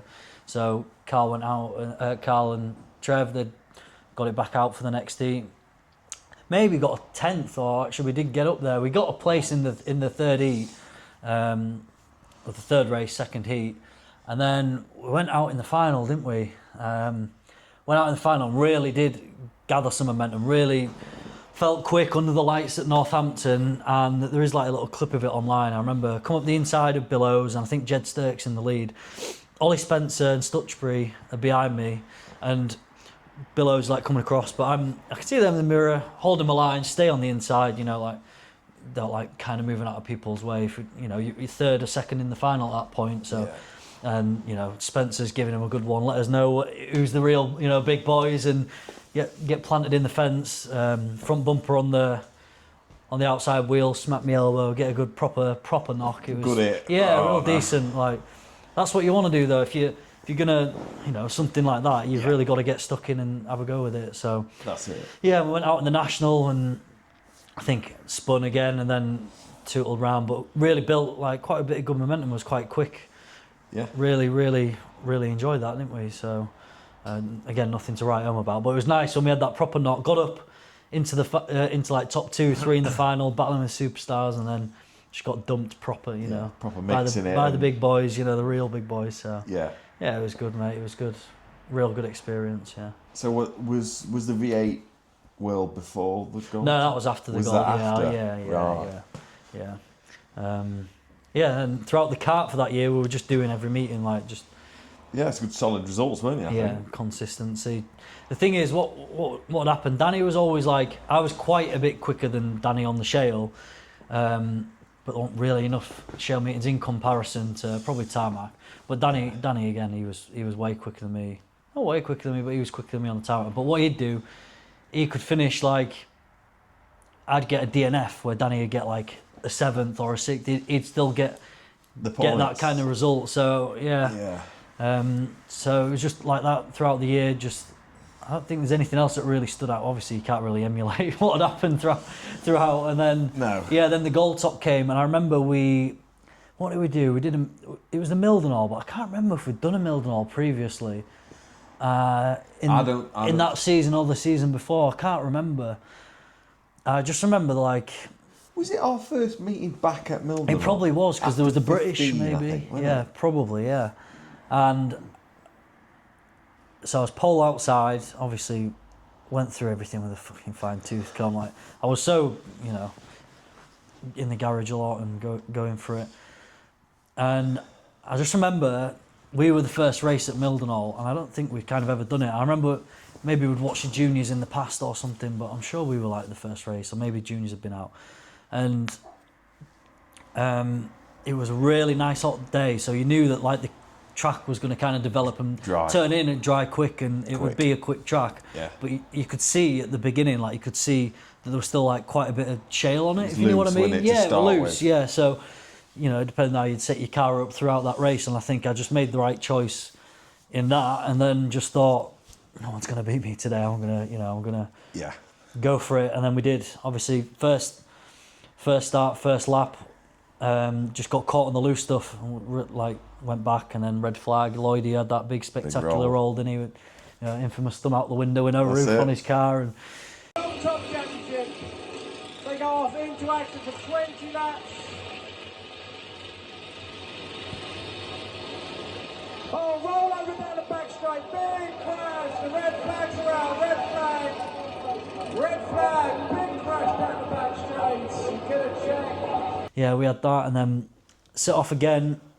Carl got away, I think. Again, same thing. I was just on the outside when the track was loose. But I just remember, like, even on the DVD, when I've watched it, like, when you see where I was, even when I was further behind, like, just the drive and like was just so much quicker than like a lot of other cars. And like, obviously, I felt that at the time. Yeah. And again, luck was on your side. Personally, I would have believed that I would have caught him, but Carl he'd hit the tyre. He was leading it. Never won a gold top at the time, and he'd hit the infield tyre and spun. Spun it. centre. As Cole Nutt's gone around, the leader's gone. Payne Morgan picks it up in 2:38. As Cole Nutt onwards down the front track.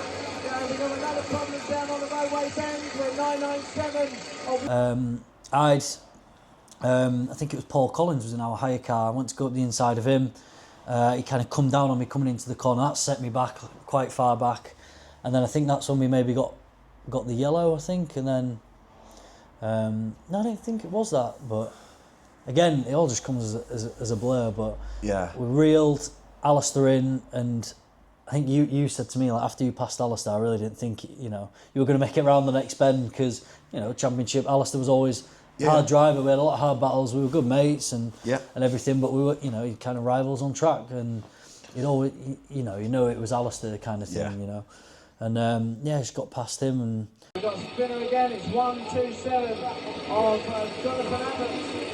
Derbyshire driver gets underway as the leaders come round the turn as the track dries out in the sunshine here at Millmill. 239. Drove away from him, and then Kane was up there, same thing, and then next thing you know, you see bloody Mad Farmer's in the mirror. Like he started reeling me in from nowhere. But from what you recall, where were you on the yellow flag? Because I think, did I lead one yellow or not? I can't remember. I think I was up there on the yellow flag. I think I might have been fourth, and you were about 6th. I'm sure you were. Yeah, that's and one then after I remember you Paul coming Collins, past I dropped me. Back, right. And then again, you did Alistair, and then I give him a good one because I knew the same as you. I thought I need to give him a good one to make sure. And then I think you would just pick through them. Yeah. And then that one might have held you up a little bit. And I remember being probably 2 cart widths from you. Yeah. And I was like, but you were like no foot wrong. It was. Yeah, that's probably one of the only times, like around Millwall as well. It was a bit of a lottery, but it was absolutely on rails. The whole meeting, I remember, it was absolutely on rails. But that one was really nice. It was really special because I've been doing it for so long. Made a cock up the year before, and really wanted that as well. Like it was pole front row as well. I suppose with Ian and from you doing the cars, did you feel a pressure at all? It's like Frankie. The only time I did that was after I had them. Obviously, I won the British in 2014. Yeah. I was kind of lucky. I didn't really kick on after that. So them 2 years, 2015, 2016, where I really didn't do much. You do feel a bit, and then it was more despondency, like, what are you doing? You're wasting your time. Like, I'm not bothered about what other people think at the end of the day. Like, he never, ever put any pressure on me to race. Yeah, that's best. From whenever I started, he said, you really, you don't have to do it. And I did it at my own pace and I enjoyed it. I never felt pressure. It was just despondency more than anything. So, but it was more the reward, I think, when you win that big one, and then Ian comes up to you after you've got that amazing trophy that Chris Butcher's made, that you've seen all these different people win. You've been that close to it in the past. You've Billy's, Billy's come over, and you've come over, since my second season. I've known you since 2011. So special, really. It was quite a full circle moment as well. I think it was really good. For us, again, for me, it was from us being juniors, 11 for me, but it was like for us to be 1-2. It was like we've full got circle, there. Not I've got there, but we were like absolutely delighted with their efforts, and so it should be a fantastic race. And I'm going to call AJ out as well, because he tried doing donuts after he won the British. I'll get this up. I'll show him how to do donuts at Mildenhall, mate. Because I've got it where I've done the donuts, and mate, mine's a 720s, proper donuts.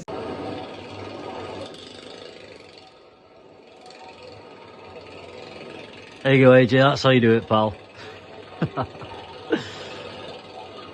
Not trying to get up the hill. You've got to do it coming down the hill. You fucking idiot. I don't know if you watched AJ's part 1. Yeah, that's what I mean. Video yeah. And like you say, you're trying to do it uphill. Yeah, I'm calling him out on that one. Yeah, I'll show you it, mate. It's good. Yeah. But, that was mega, mate. There was loads of decent pictures at the end of that. There was, I think, East Coast Stock Car and photography. He was there. He was the one that would print them straight after. That's it. At the track. Yeah, it was great. So you come home, you spent all this money getting all these amazing pictures, memories for a lifetime, right? Yeah. So there's one of me and Ian and maybe Billy together I think there's one probably. Well, there's obviously the one with you in the top 3, Yeah. and there's one with me and Mark, because Mark, it was the long road to recovery where he'd just broken his back, bless him, horrid time, and he just got out for it, didn't he? Yeah, he did, and he knows To defend. it was touch and go with it all, but he still did it, and that was emotional because again the year before what had happened, but couldn't say a better word about him as well, always had a lot of time with Mark, and then with Billy, and then there's a picture where I've got the trophy on the front like this, checker flags there, I've just got my hands on my knees, and I'm you're just like, I don't even know how to describe it. You're just like, you're knackered, like after it all. It was so emotional. You're just like, Thank God for that. Finally, mate. Yeah, tears in the eyes and everything. Yeah. And then that meeting, we didn't actually do much in the meeting, but the car was on absolute rails. I remember the first heat. So an incident had happened in the Gold Top, or maybe Heat 1. I don't know when that one was, between Alistair and Carl. And I remember Heat 1, Chev had a tangle at the end of the straight, and I went into Chev flat out, like full, proper like saw knacker job. You're moving the seat a little bit. But the car, I think all it did was push the bumper back. I don't think it did anything to the car. And then the other 2 heats, I think Alistair had seen red mist, and it was me, Danny, and Alistair at the back, and for literally 2 races, we're battling, trying to get through the pack with. Around Mildenhall, you could have more 36 car heats or 36 car final because it was such a small track. It was. And you've got Alistair and Danny, just fucking barking, nailing you every bend. And like you say, nailing a Stox car, but it really was, because me and Danny are battling for points. Alistair was still in contention at that point, but he'd had the hits meant something. It weren't just a little tink but there. The car it was so quick, and you're like, if I just got away, I'm driving away from these two, and then or like there was, because it was Mildenhall, you'd have your back marker or somebody trying to get through. Then you've given them the gap. They've caught you up again, and then But in all fairness, I never got like spiteful or anything with me personally. But it was always left on track, and that meeting in Hull because of the Gold Top. And them 2 races I remember was amazing. I remember Dennis, bless him, like because you're biased, aren't you, when you watch one person? And he said, "What was all that about?" He said, like, "I've never seen anything like that with you." Like, and it was just amazing. Like the track's so grippy. Like you get it that hard, you can get the drive on them the next bend. It was amazing. Again, with the confidence, the car feels good. You just feel like you could do anything, can't you, at that point? Yeah, it was a great meeting. That. Yeah. Right, after a break, we're back. Yeah. A bit so lighter. after a great Gold Top meeting, then. Yeah. The rest of. Yeah, we actually. So, one thing I do remember was, that summer was the World Cup for the football, right? So it's coming home.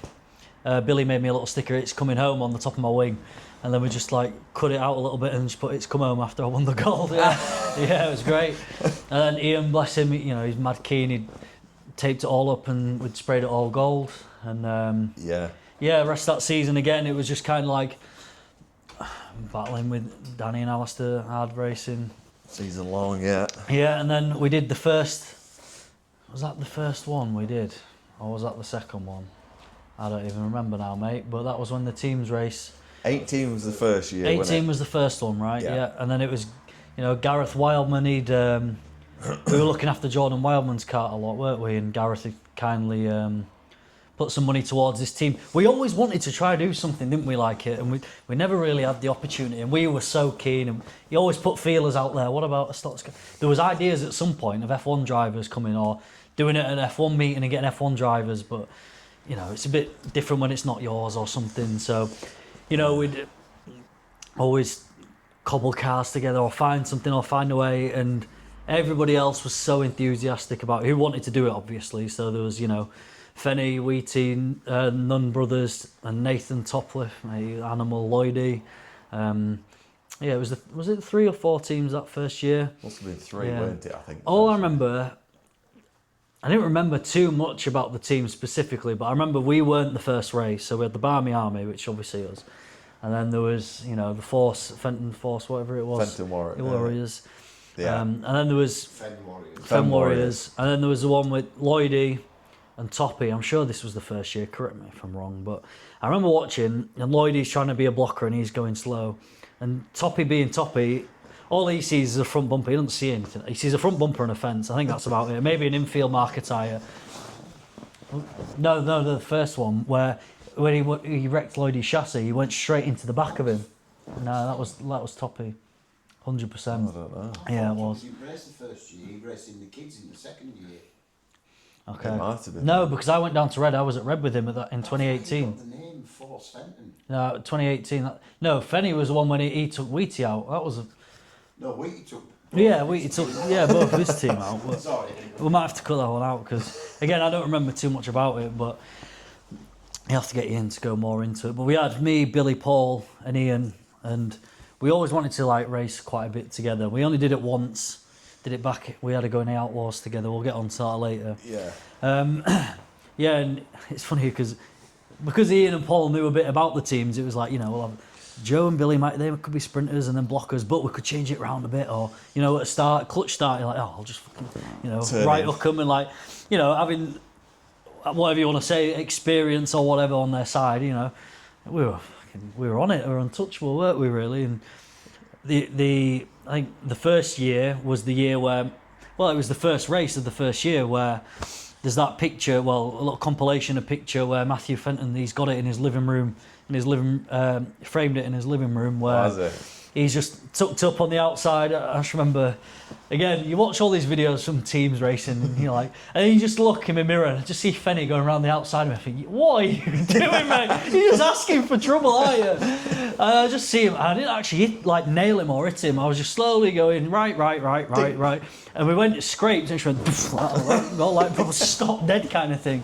Oh, he didn't go over, I don't know. But he's been proper like that. Yeah. But again, kudos to them all, mate, because you all come off like proper, it's a unique kind of thing. Nobody's qualming, a lot of people, they don't like that kind of side of it, maybe, I don't know. But I think it was entertaining, it was great. It was good, it was a good watch. If we ever had the chance to do it again, I'm sure there'd be some interest again. Definitely. And you had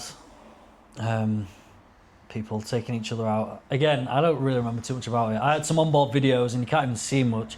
I've got one video of where you can see Wheaty just collecting Fenny because Fenny's parked up. Is Fenny the one who's parked up down the straight? No, Wheaty's the one parked up down the straight, that's it. And he's looking at Danny or Carl, goes up the inside. And then Wheaty looks and he sees it's Fenny, but Ian had the orange hire cars, but Fenny's car was orange. So he looks and he goes to the orange car, boom, straight into a wall coming out the corner, down the straight, yeah. Mate, Fenny had a rough ride, that one, bless him. Team captain, he got rattled, mate.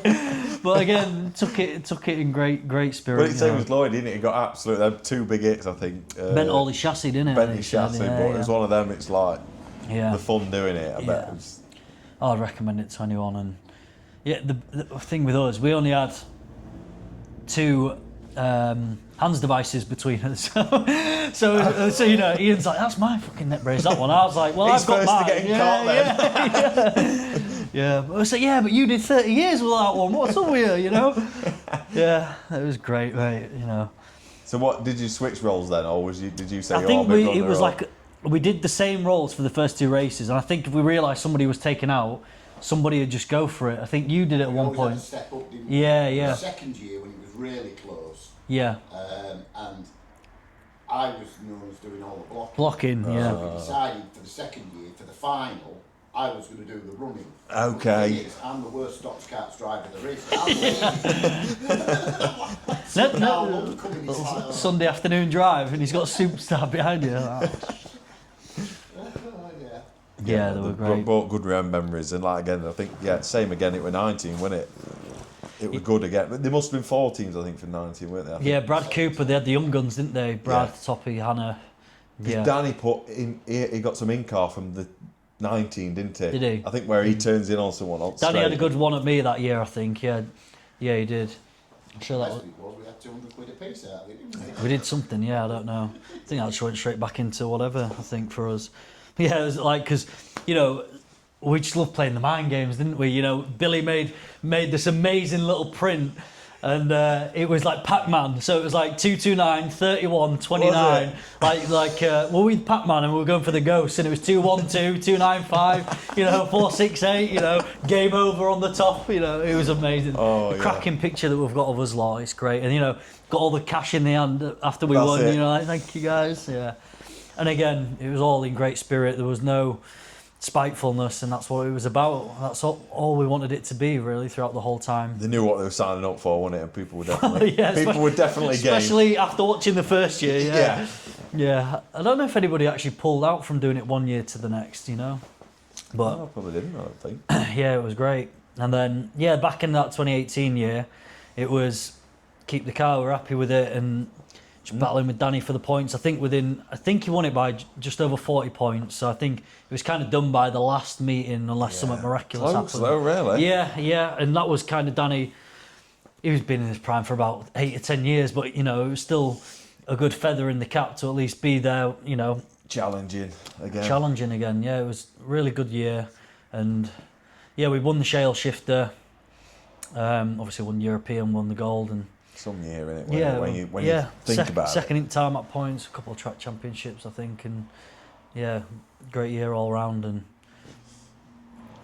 we'll never forget that. That's never. it. You can't forget 18. But then again, I suppose, what did you think then for 19? You think, right? Did you think, let's try and go and do it again, or was you a bit like, no, let's? 19 circumstances changed a lot actually throughout that winter. So.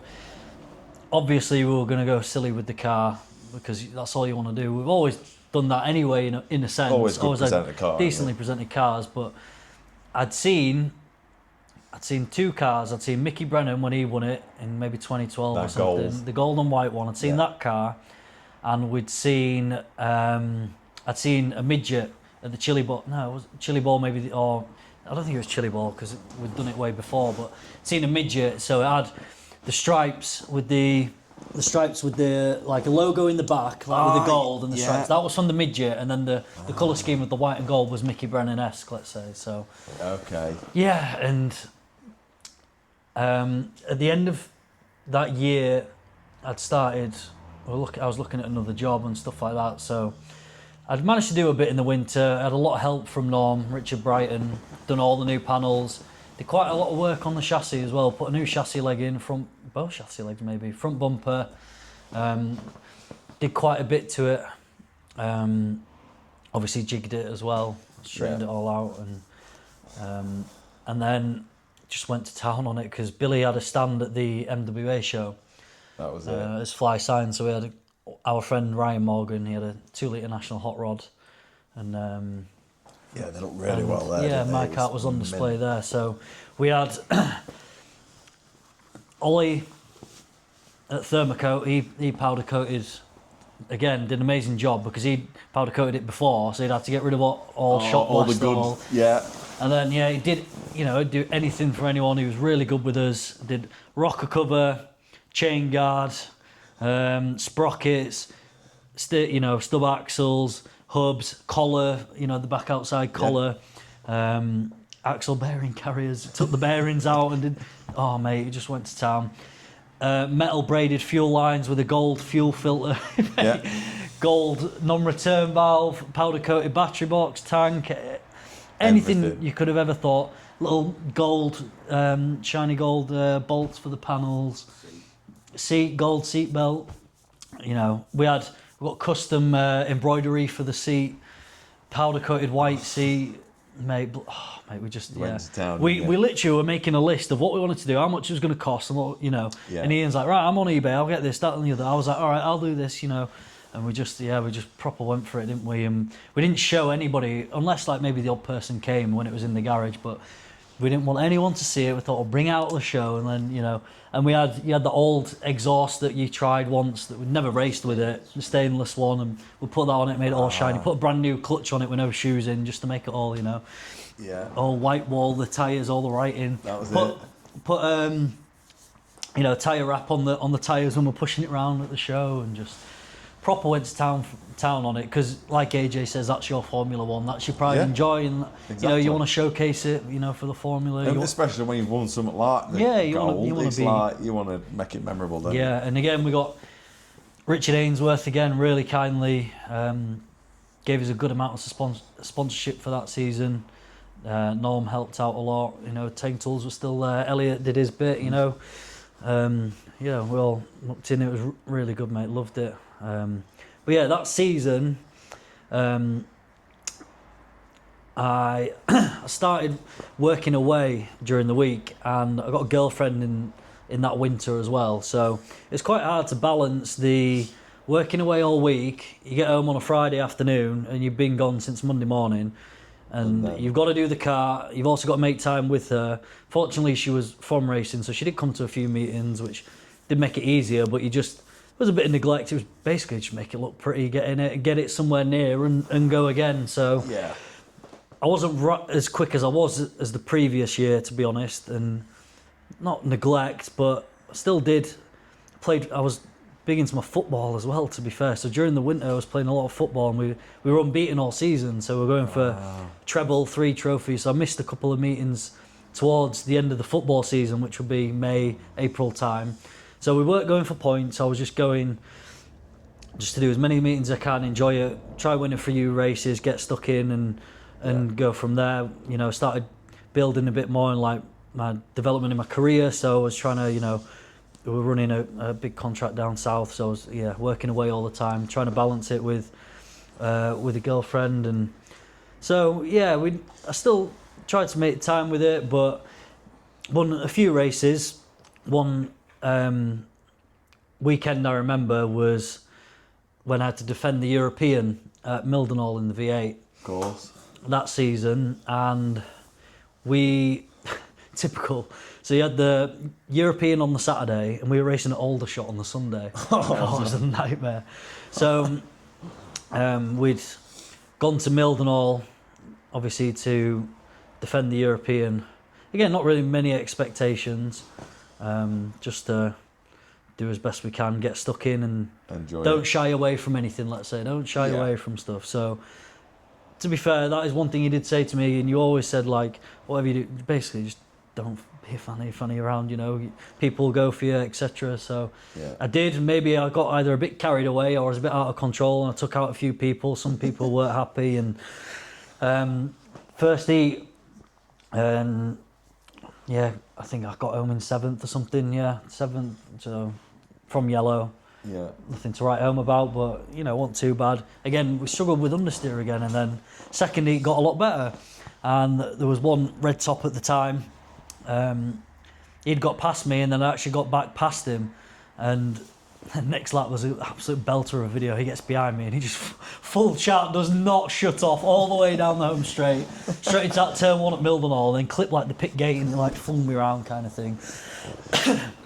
And again, like, no complaints to me, whatever I did, or that's how you learn, that's how you get stuck in and everything. Exactly. So I don't have any complaints with it. I don't know if he likes the fact that he got past me and then I hit him again, and he was quite a top driver at the time. And then afterwards, so I didn't finish that race, and then afterwards I was still in my car with my helmet on, and then one of his team members, he'd grabbed me and was like, what are you doing? And he's shouting at me. I've still got my helmet on. He's got me by the collar here. I'm like, okay, and so I went up to him after, and he started giving me a load of stick. And to be fair, like, now, he sent me messages before in the past after it, and we're okay, but he'd helped offer me, like, with cars and stuff in the past, and then like that, the flick of a switch, I don't know what it was, and upset a few people, I don't know, but that was a bit of fun. But even like with the lad that did take me out, like, I spoke to him about it, and he doesn't really care, to be honest. He was a saloon driver anyway, so like that's just what he's used to. So there's no qualms from me, mate. You give it, you got to take it. So exactly, and then we went out in the European, and the car was really good. Like I said, we worked on it again through the heats with the understeer, and then I just really struggled in the pack to start off with. The track was a bit wet, dropped quite far down the pack, and then I made quite a good bit of progress, and it dried out, got past a few red tops. I remember Catherine Harris and had a good race with Deck Gwyn.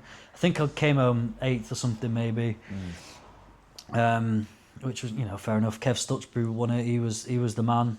He congratulated him. He was, he'd been doing it years. Yeah. I think Thomas had that car in the end off him, Mr Brighton. Of course. Yeah, and then went out for the National, got up to second early doors, and there was one bloke who was just a bit all over the place in general, a white top, and he just come across me, put me on the infield and got stuck. So, yeah, that was the last time I raced one. The car was for sale at the end of that season, and again I had to make a choice because I was selling my car at the end of that year, and I was saving towards a house, and again, commitments, circumstances changed, don't they? Yeah, at the time, and I don't regret it, to be honest. There's always going to be another time, Yeah. But yeah, so we did that, went to Mildenhall, and then we went from Mildenhall to Aldershot, and it was so hot that weekend, so hot. Slept on a camp bed outside, and I think did I win 2 heats or got first and second, did quite well there. On the tarmac at Aldershot, loved Aldershot, to be fair. It was a quick little track. You flat out through one corner, then the second corner kind of trips you up a little bit. Really good little track for us, that. Yeah, so that was a good, overall really good, enjoyable weekend. Yeah. And then, what was a British that year? I can't remember where the British was in 2019. Which skeggy was it? I can't remember, mate, to be fair. Was it Kings Lynn? No. Because we did a Kings Lynn, I remember. Yeah, I can't remember off the top of my head. Anyway, so, what was I going to say about that season? Oh, that was it, yeah. So, I remember the gold top was at Buxton that season. So, again, just do my best to try and defend it. And the meeting before, the Buxton before, I should say, we had a weekender, and it was probably the best I'd ever done all weekend. All I'd ever done at a Buxton. Every race between the Saturday and Sunday was like top 3, top 4, highest point scorer over the weekend. So I felt like I had a really good, dialed in Buxton setup just before the gold, and it was perfect, to be fair. And again, I think we'd raced the week before the Buxton Gold Top. I think we'd raced at Stoke, or we'd raced Shale. 100% it was Shale, because at the end of the meeting I took my engine out at the Shale meeting. I think it was a Stoke. Took my engine out because I knew I was working away the Monday to Friday, and I just had to get it all ready Friday night and just had to be done kind of thing. So, and then I remember getting back on the Friday afternoon. So at that time, that weekend, they had a junior meeting at Birmingham on the Saturday, and it was F2 World Final at Buxton on the Saturday night, and then on the Sunday it was our gold top. Okay. So I'd come back on the Friday afternoon. The car was on the trolley, no engine, 4 wheels, blah blah blah. Chain was sat in some petrol, and I think that was about it, So I get power washer out, and then Ian and I would spend all night, quite a late one, doing everything, setting it all up. Stripped it right back down, literally like bare chassis, and then build it all back up and try and get that Buxton setup that we had, let's say. And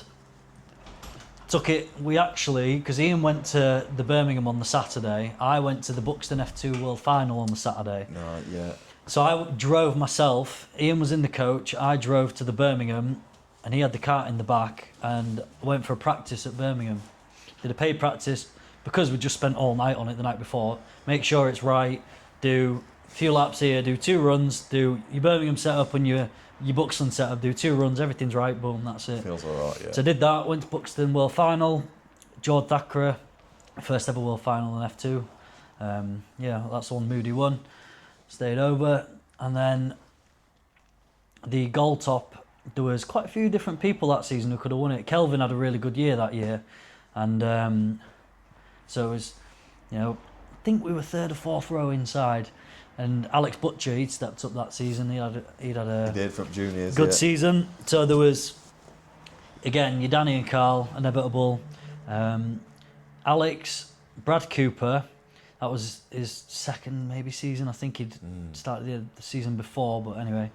So it was Brad Cooper, Alex, Danny, Carl, Kelvin, Duddy, Tim Faultless, me. I think they're the names that I remember. Top there. There's a yeah. couple of good pictures after the first bend where we're all coming down the home straight. I can't remember if there's a red flag, but all I remember going into turns 3 and 4, and I was second or third, and I went to hit somebody, and my back inside hub had collapsed. The bearing had just popped out and sheared, so I was out of it. But I was second or third. I got a really good start. The car felt really good. Like I said, it didn't feel any different to that Buxton setup, let's say.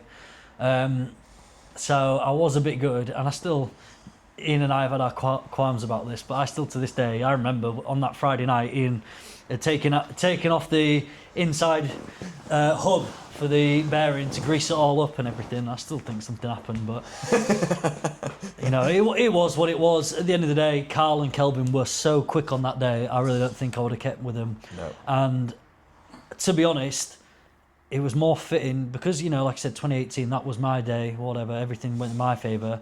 Same with Carl, he messed it up at 2018. Yeah.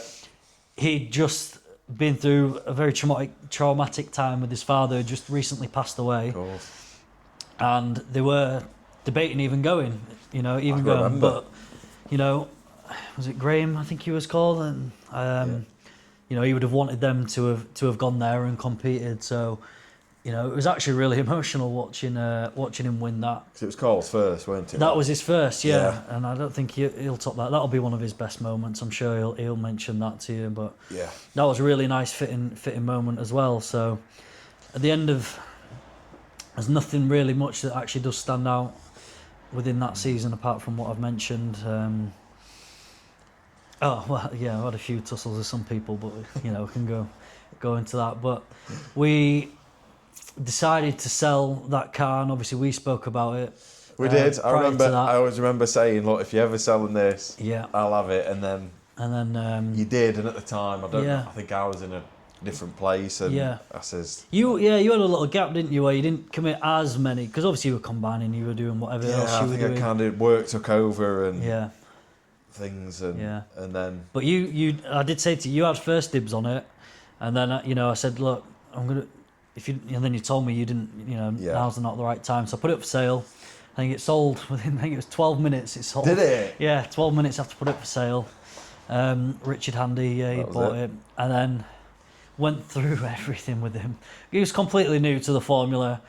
We had a couple of Buxtons towards the end of the year, let him have a go in it, blah blah blah, and he did pretty well in it. Yeah. He was doing practices in it, and he did pretty well. But then I think he soon found out it wasn't really for him. So you got your hands on it, thankfully. That's it. So. Yeah. Yeah, but at that time that went to my house deposit. That basically started from when Ian had given it to me for my birthday and said, you know, that's yours, and That's then yours. that obviously went towards a house deposit. So again, it all comes around full circle. So Yeah. I don't regret selling it at that time. I was kind of ready to move on. I'd done it for a lot of years, and it was just time to focus on Something else. yeah, house, career, and Sometimes everything. good. Sometimes good to have a little break in it and just. It is, and you know, if you do have the money at the time to keep it, let it sit there. That's no Yeah. problem. But that time I didn't, so I did have to commit to other things, and Yeah. I don't regret any choices that I made towards my racing, like not doing the V8s that year. I really don't, to be honest. People might think, oh well, why wouldn't you just go do it? But something that's been so close to you for so long, it meant a lot for It's me. all Them 2 different years. circumstances, isn't it? It's not as easy just saying, well, why Yeah. didn't you just. Yeah, and you know, with Mike and Amy, they were still coming with us every weekend. You know, all the people we met along the way, it was great. So that was the time to call it a day. We had, you did like quite a nice like send off as well. There was me, Connor Benstead, I think Finn Robinson. We were all leaving at the end of that season. Let some other fresh blood take over, but. Take the mantle. Yeah, it was good. And then, so then, to be honest, I think that's when COVID hit, wasn't it, the following season? So I think everybody took March a 20, wasn't it? bit of a step back, and really didn't do, obviously, a lot for a long time. I came back for one meeting at Northampton in 2022, I think it was, and straight at Superstar, in the Ben Atkinson hire car, which was our Paul's old hire car, which was our hire car. So, Okay. and we knew it was a good car. We ended up doing a lot with it when we had it, and we jigged it a lot because that was the one that the juniors used to have, and to be fair, juniors used to always have a bit of an issue. Then when it wasn't a junior, it was always like Paul Collins would have it, and you know what track record he had, like with all due respect to him. It's But the Haywood's hire car. is it? Oh, is it? The one that Nick Parry Yeah. won all last You see, year. Yeah. 8 years ago, I could have, I know. I'd have been You like, were the man "Oh, to know. Yeah. But yeah, so I had to go to Northampton from Ben, and it felt awesome. It was mint. So I went from Superstar. There was me, Russell Sumner, maybe Alex Butcher, Tom Bennett, Carl and Danny, something like that. Yeah. First heat, got 8th, just steady. Second heat, got 2nd behind Carl, and your dad was 3rd, I think. Oh, 22. Yeah, it would have been I that think year. you- or maybe I got 3rd and your dad was 2nd, I can't remember. But yeah, that was a really good race. And then final, I got like 5th or something. And yeah, I got the bug a little bit, but again, nothing major. Yeah. And then that was 22. 23, again, circumstances change with Hal's relationship job.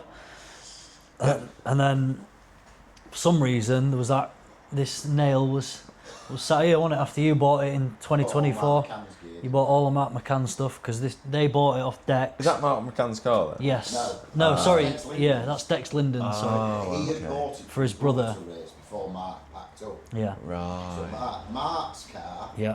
is now Luke Jackson's. Okay. Riley's. Yeah. Sorry, Riley Jackson's. Right. Yeah. Yeah. So, but I went and bought them both. I did a deal with Yeah, I Mark, remember. Went and bought them both. Put that up for sale. Nobody was interested. No, they weren't, in were it. they? No, yeah. So we went to. I came back. Obviously, I'd been working away and everything, so I'd come back. It was during summertime, and he said, Skeggy, wasn't it? Still? yeah. Oh, well, I did the Tuesday night, didn't I? 2023 actually, in Pally's hire car. Yeah. And Paul Inkley Memorial. That was Got it. a couple of places, nothing to write home about. Car was good and everything, but Skeggy was a bit of a bogey track for me. I really didn't get along with it. Like when I was battling for the points, or like, It was like- that was a weekend where a lot of things would change Bit of a letdown. for the season, right? Or Yeah. maybe it was the start of a Grand Prix because it was after a gold, or no, it was just before a gold. But like if it was a points thing, if somebody's got 20, 30 points ahead of you at 3 meetings, that's 100 points, you're gone, That's it, innit? And I used to always struggle a little bit. So, yeah. And then obviously did the Tuesday night, nothing to write home about, a couple of places here and there. And then, yeah, Ian said, if you do it all up, you can race it. So, just went over everything, all the spares that he had, and just cobble it together because there was plugins were out, and I had a look at it, and the chassis was straight, but like, Everything was there. yeah, but like, Just wanted a good As Yeah. I picked it up, check Clean- over and it was just basically wanted yeah, oiling. yeah. yeah. And took it. Well, to be fair, took it to norms, didn't we? We did scale it, had a good go through it, and we got a tow bar put on my car for it, didn't I? Just so I could go. Yeah, even if I never raced again, I put the tow bar on my car for it. So I went to Skeggy, and I'd actually managed to get a few laps in early doors, and we had a fuel problem, didn't we? Yeah. And tried a few different things, and it was funny because we put the fuel tank. The fuel tank was in, but it was mounted in such a way where they didn't drill through the hole so you could get the nuts on underneath or anything. So I tried taking the tank out, with pain in the arse, couldn't do it. But yeah, we were trying to like siphon it out, trying to suck all the fuel out. It was a nightmare. But what we learned at the time, we just obviously changed the filter and everything, but we just kept the fuel level, fueled it after every race, just kept it at the top, and it was okay. Yeah. Shit, fuel, Shit. something 2 years, yeah. Stood that time. So, and then Thursday just got into it. We struggled with it because it kept pulling itself towards the wall, and gradually got better with it. I think again, just maybe 1-2 top tens or something like that. Then on the Saturday, it's quite funny because AJ had mentioned when last time he raced at Skeg, and he'd got a flat tyre. I think it was the back inside. Did he say maybe? Yeah, I back can't remember. inside. So I'd spun out early doors in the final on the Saturday. Got a few good places, got a third I think, and something else. It was Ben Lim and Paul Kay that weekend. They were rapid, and spun out early doors in the final, and then I'd ended up with the back inside was flat, the Giro, which I didn't know at the time. Right. And then yellow flag had come out. I'd had a wheel come into my cage because the seat was too big and it was offset, and the steering wheel was big, so my elbow was really close out of the cab. and the wheel had come, and obviously these bars were doing the job because it kind of brushed my elbow, because my elbow was a little bit exposed, but wasn't, you know. And Chev's back outside wheel just slammed into me, and I was dead last. And then there was a yellow flag, and I just came through the pack and went from dead last to second. I think it was 21 cars maybe, I think. Dead last to second within about 5 or 6 laps, just, you know, making your way through the pack. Yeah. And come off after, and you're like, you know, back inside, there's no But you were like, no valve in "I'm it." in. Yeah. You know, like, it's just some of the things you find, like some things just magically work. And Yeah. the track was a tiny bit greasy, but nothing, like, it was still, you know, a dry setup. Dry, Setup. You're still on the edge, but if you got it wrong or you went that bit wide, you probably, you know, it was slinging you into the corner a little bit. But yeah, it was mint. And then the Sunday was pretty similar, but, you know, a couple of heats, maybe a third and a second. It was Ben or Paul. And then in the final there was a yellow flag. I think Paul just got past me, and maybe Ben was just a bit 2 cars in front of Paul, let's say. And there was about 4 or 5 laps to go away, 5th, 6th, 7th, and you think you could try and let them go through, but, you know, they're quicker than you, and you know, stock car race at the end of the day, that's what they all say. And then I thought, I'll just give it a good go, have a go. Liam Powell was behind me pushing. I think he did let off maybe, and I just kept going and give Paul a good one. I think they made him spin somebody out in front of him, and that is what won me that race. They messed up. I think Paul did come second or third in the end, but I had a really good race with them two throughout that weekend. So did the 3 meetings, won that final, second the final before, and then ended up winning that team's championship because that's what I thought it was. Rowan was very quick that weekend, so all I had to do was get some half decent results, and we did really well. That was kind of got a little bit of a buzz back and everything, and, you know, I'd already just put the tow bar on the trailer. Thinking, timing's everything, and I just thought, we'll just have a go. You know, for the 2025 season, we'll do a little bit on it. But the car was sat there, and obviously I've got enough qualifying points for the gold top. So a few weeks later, Thomas Brighton, who'd also qualified for the gold top, I did actually ask him if I could race his car, because he had a big V8 meeting. Maybe it was their world final, I can't remember. But same weekend, wasn't it? But they were, you know, fortunate for me, they were kind enough to let me race that, purely and simply because I was comfortable in that car. That one, you know, like I said, the seat was offset to the right, and then the steering wheel was really big like this. So we were just going to leave that at the time just in the garage, and then, you know, another driver had unfortunately smashed their car up. I'd already had the deal with Thomas to race his car, and then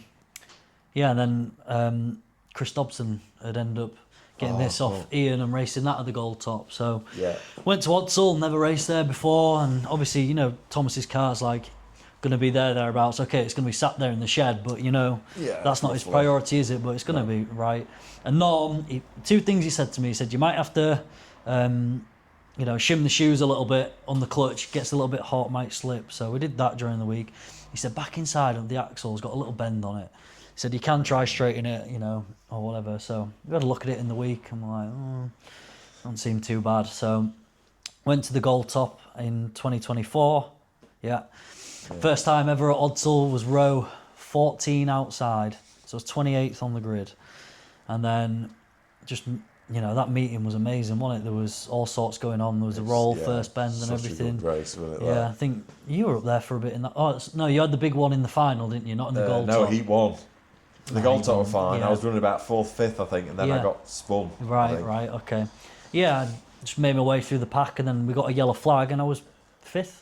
It was Danny, was it Kai, Carl, Duddy, and Portman, then me, I think. Yeah. And then when it's turn 1, don't know how I ended up in 5th, but anyway, but when it's turn 1, or maybe did 1 lap, I can't remember, got past the inside of Portman and Carl, so I was going up to 3rd, and the car was on rails, mate, like, it was so quick.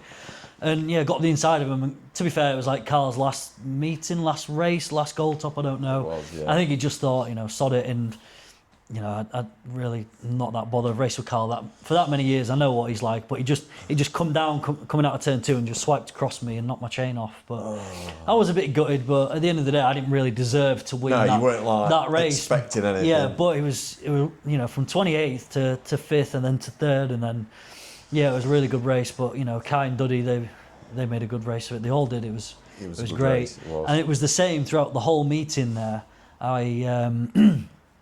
I was on it. I was from Red still, to be fair, at the time. Just got through the pack really well, and then every single race, chain come off, And then between maybe the goal top on the first heat, didn't even have enough time to sort it all out. It was a bit chaotic, wasn't it, with the F1s, and so throughout that meeting, didn't actually score any points. So my average went a bit tits up, but the car was mint. It was so good, felt amazing. So what we did, we just checked what cross weights he was running, because we didn't know what we were running, so we just did what we thought I'd do, and then put it on the scales after, and then that was it. Just left it and just thought, at least if I know I go back to Odsal or whatever, we'll have a go. And then Ian tips me up and goes, British is at Odsal next year. I was like, all right. So no, we did a deal, didn't we? Got the trailer and did some work on it. Unfortunately, Dobbo had smashed it up over the winter, but we were gonna do a bit of work on it. All to the seat, weren't you? All to the seat. Where it was sat. But unfortunately, there was a lot of work that we had to do to it, didn't we? Steering column had to move, all bottom seat brackets, nerf rails. Yeah. 2 days at TMI. Front bumper, a little bit on the back bumper, bracket, chassis leg in here. Steering column mounting had all changed, and fortunately got the seat off Mr Morton that had been in his attic, so that JHM on there was cool. James All Morton. Yeah. Joe Higgins. Not Joe Higgins Motorsport. So we didn't even repanel it or anything, because I didn't know how many meetings I was going to do. So just thought, all I wanted to do, it was inspired from that mini up there. You posted it on Facebook the other day. And it's like from the really autographs, early, wasn't it? it's like Ian's trailer, the kind of blackout effect of the graphite and the grey, and then with a red roof, I thought it looked quite smart. So we'd done that up over the winter, and then I came back, and then Ian had actually done a lot of work on. I decided to race Hennisford the week before Odsal. And Ian had actually done a lot of work on it throughout the week. He'd gone through the engine just to make sure it was all okay, and then built up the majority of it, to be honest. Right. And then I think I bought a tyre or two and did the odd bits and bobs for a couple of days or a day before. And then went to Ennisford and didn't do much, because we only had like one tyre, didn't we? We had 4 tyres and then one spare, and we were like, all right, what do we do now? But was this the Hennisford? Something happened with the trailer? Yeah, you're telling me. Yeah, so I got to the that was the first time with that new trailer, and Ian's clever ingenuity. Well, his engineering, let's say, but we had it was on like hydraulic struts for the back door to open, and great idea, and then little stands to keep it upright. But what it had was a lock that he'd made to go through the bottom bracket to keep the door shut. Okay. So we had the car obviously in there. We didn't really know how it was going to go. We got to junction when you come off, was it M42 or whatever it is, I can't remember what road it is, and it was just before the track, and Jim Slatter's, there was a Modstock team behind me, I think it was Wilson's. I get to the traffic lights, and we'd taken a spare seat for a Modstock driver that somebody had bought off you, and something else in a car, in my spares box, had a blue spares box. Okay. Got to the traffic lights, I set off, looked in my mirror, and I just see a cardboard box and a blue box full of all the stuff. Oh, man, you're joking.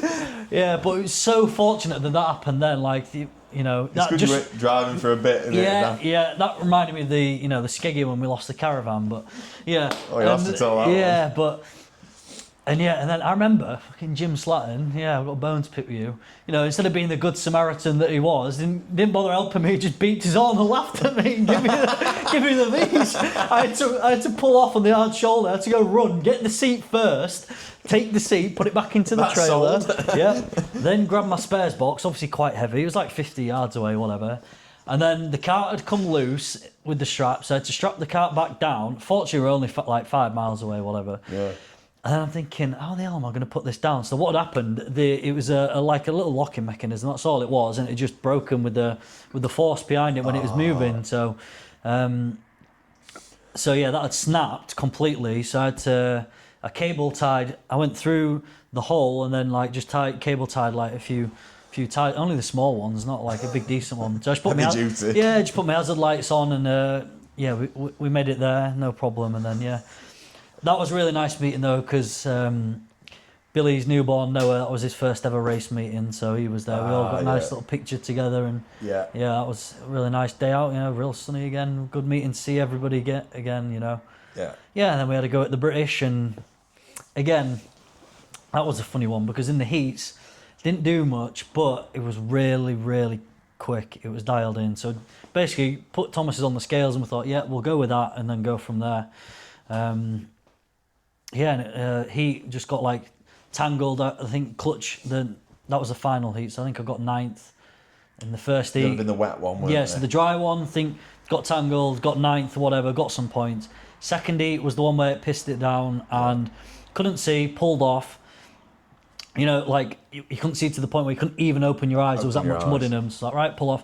Then I come round. I'm 2 laps down, but I'm like, okay, 1, 2, 3, 4. It points to 12th now or something. Yeah. So I'm like 3, 4, 5, 6, 7, 8, 9, 12, 11 cars. So then I'm like, I'm trying to get on the track, but you're on the infield. But there was like an even space between everybody, so I didn't really manage to get out. So I just stayed off. I'd already got the 9th in the heat, so I'd already got the points. Thinking maybe if it flips around or whatever.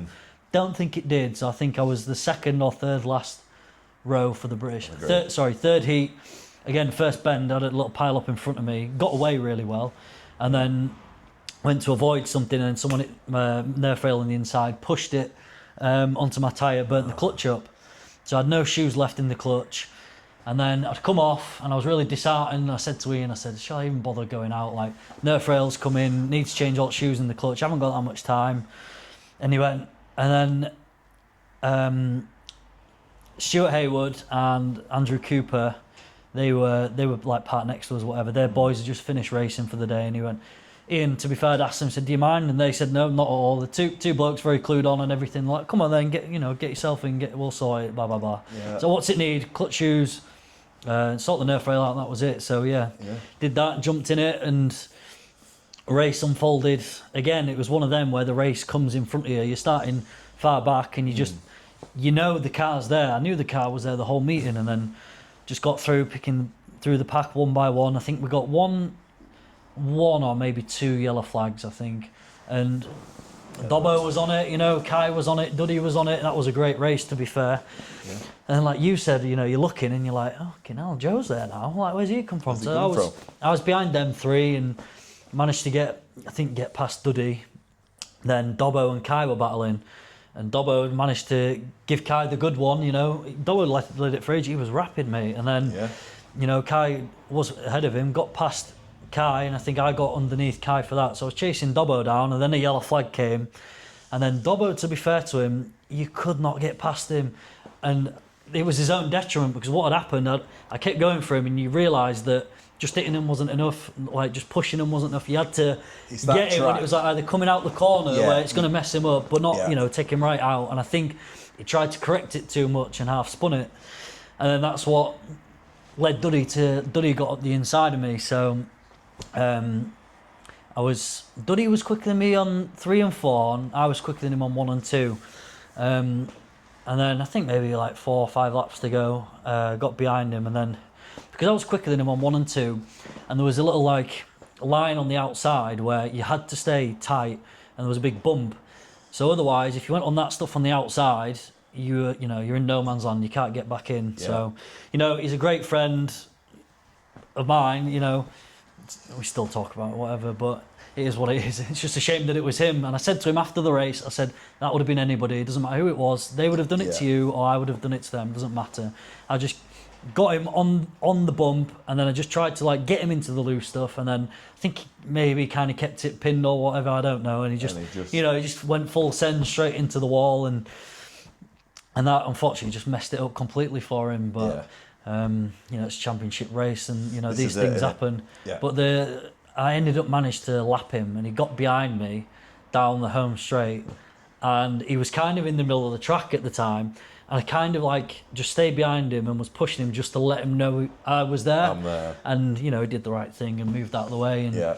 we had a chat about it after and everything. And he's still, a great friend to me, nowadays. So no love lost or anything. So. No, that's it, innit? But yeah, that was a nice feather in the cap. Again, it was a similar circumstance to the first time I won it. I don't think anybody expected me to kind of win that, and it was on shale. But yeah, it was great, and did a few meetings after just to kind of showcase it, but not really taking the time and effort to go through the car too much, and we just jump in it, have fun and race, and away we go. So that's it, and I think that's what with your job and whatnot, that's what it's going to be. It's things like that. Again, you're such a good driver, but that luck on the day as well. Yeah.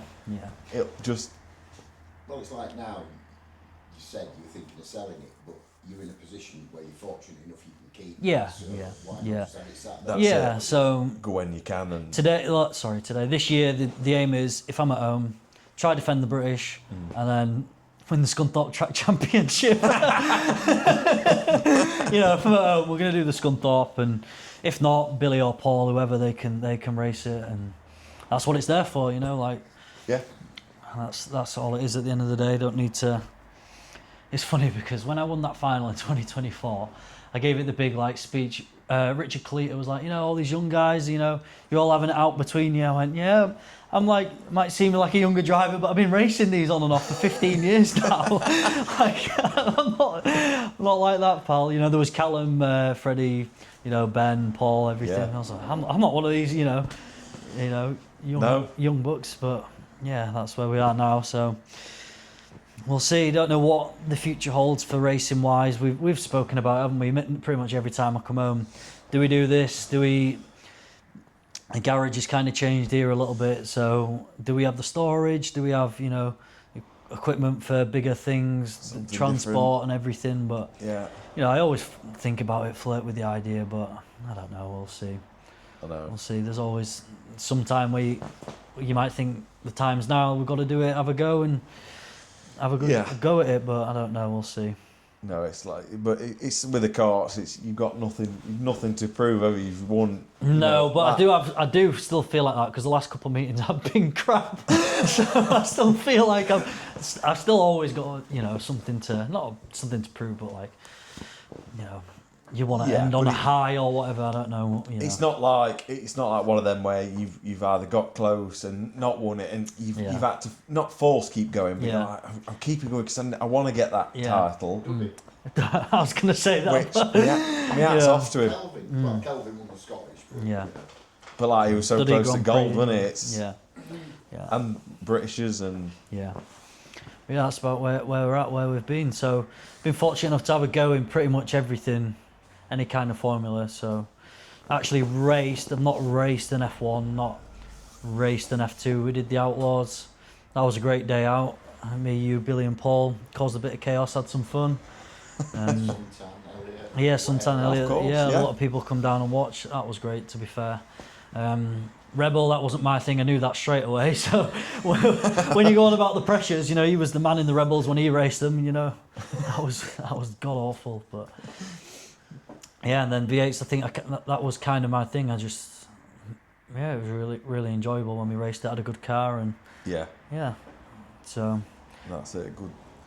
Good times, good memories. But one thing I go back when you raced with Billy, was it always a competition? Yeah, it was. It was to start off with because we'd never raced together. So again, we were both at that age, right? So. Teenagers, whatever. I was a teenager, and so he'd raced since 2007 probably, and I'd raced since 2006. But I'd raced since 2009. We'd never properly raced together till 2013.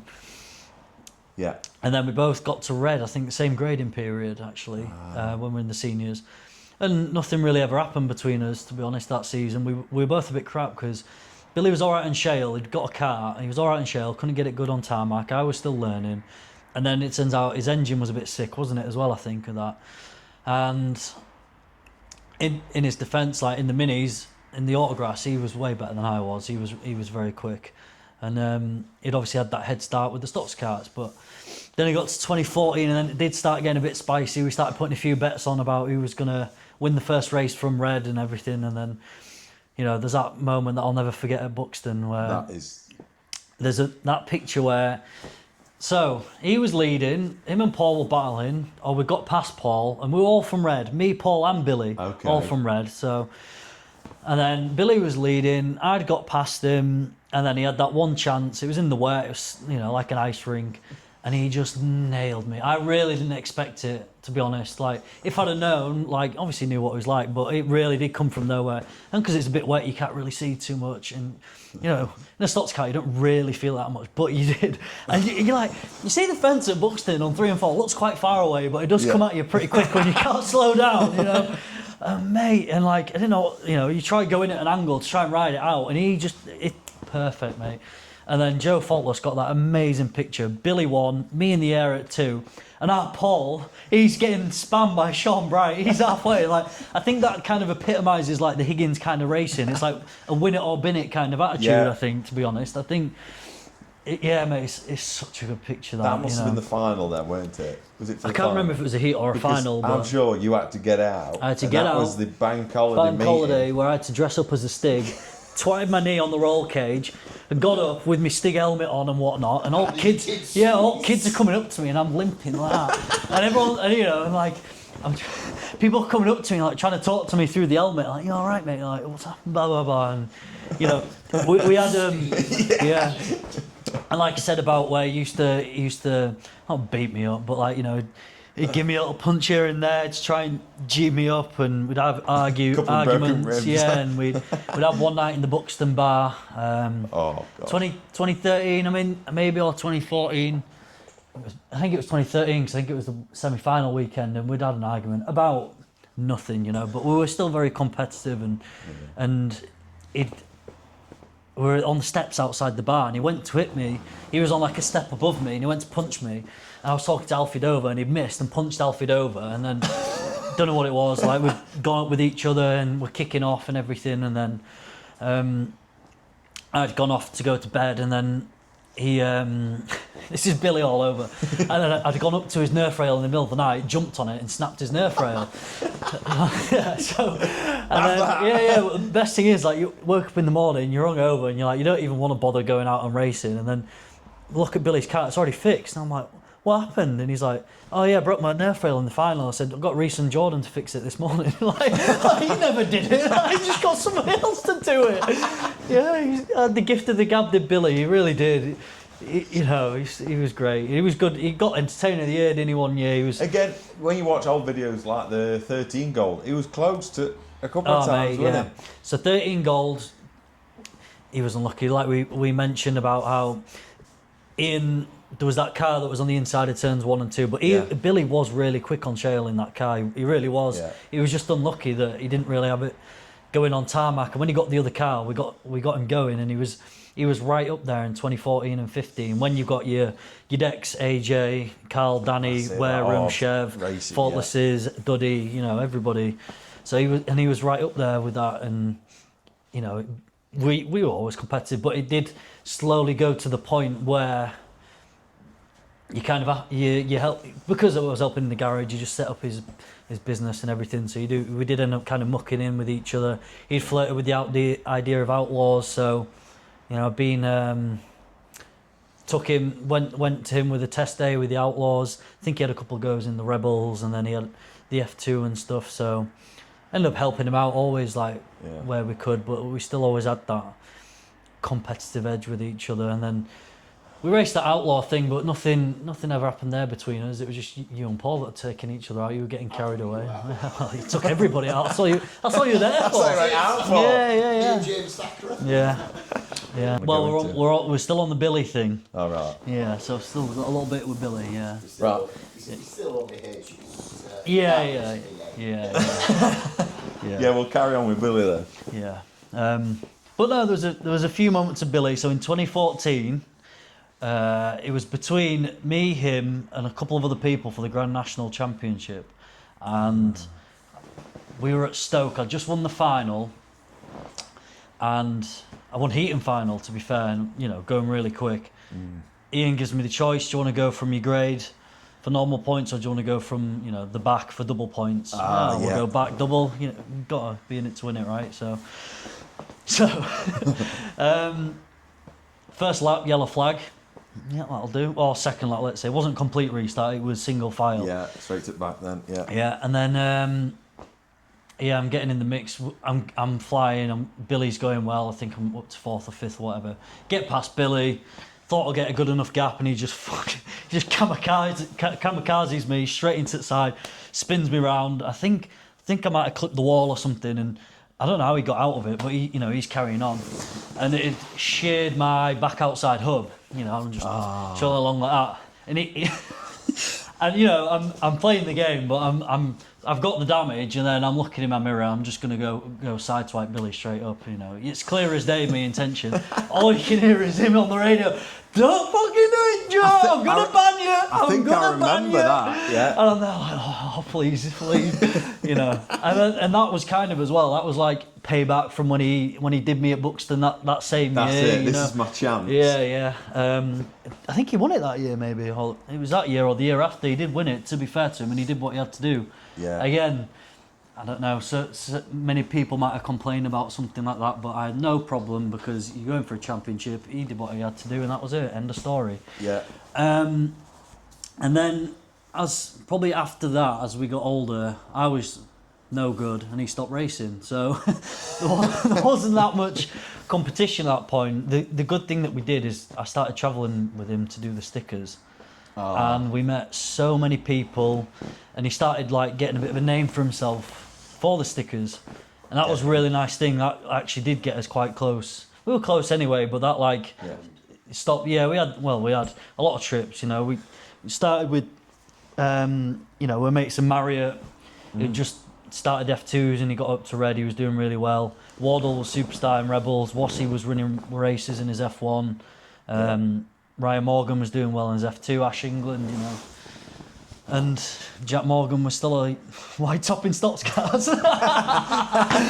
No, we love Jack. We had some great times. We tried helping Jack, didn't we? After he bought a car, and we took his car home, didn't we? He couldn't get round on tarmac, and we were going to Cowdy Weekender, and Billy and I, all three of us were racing. So Ian, obviously, we had a spare room in the coach, and gone through Jack's car. We'd taken everything off, front end, scale, caster, blah blah blah, you name it, tyres, this, that, the other. Check it straight, and we were like, it's going to be mint that, because Billy, I think, that year did really well around there or something like that. Anyway.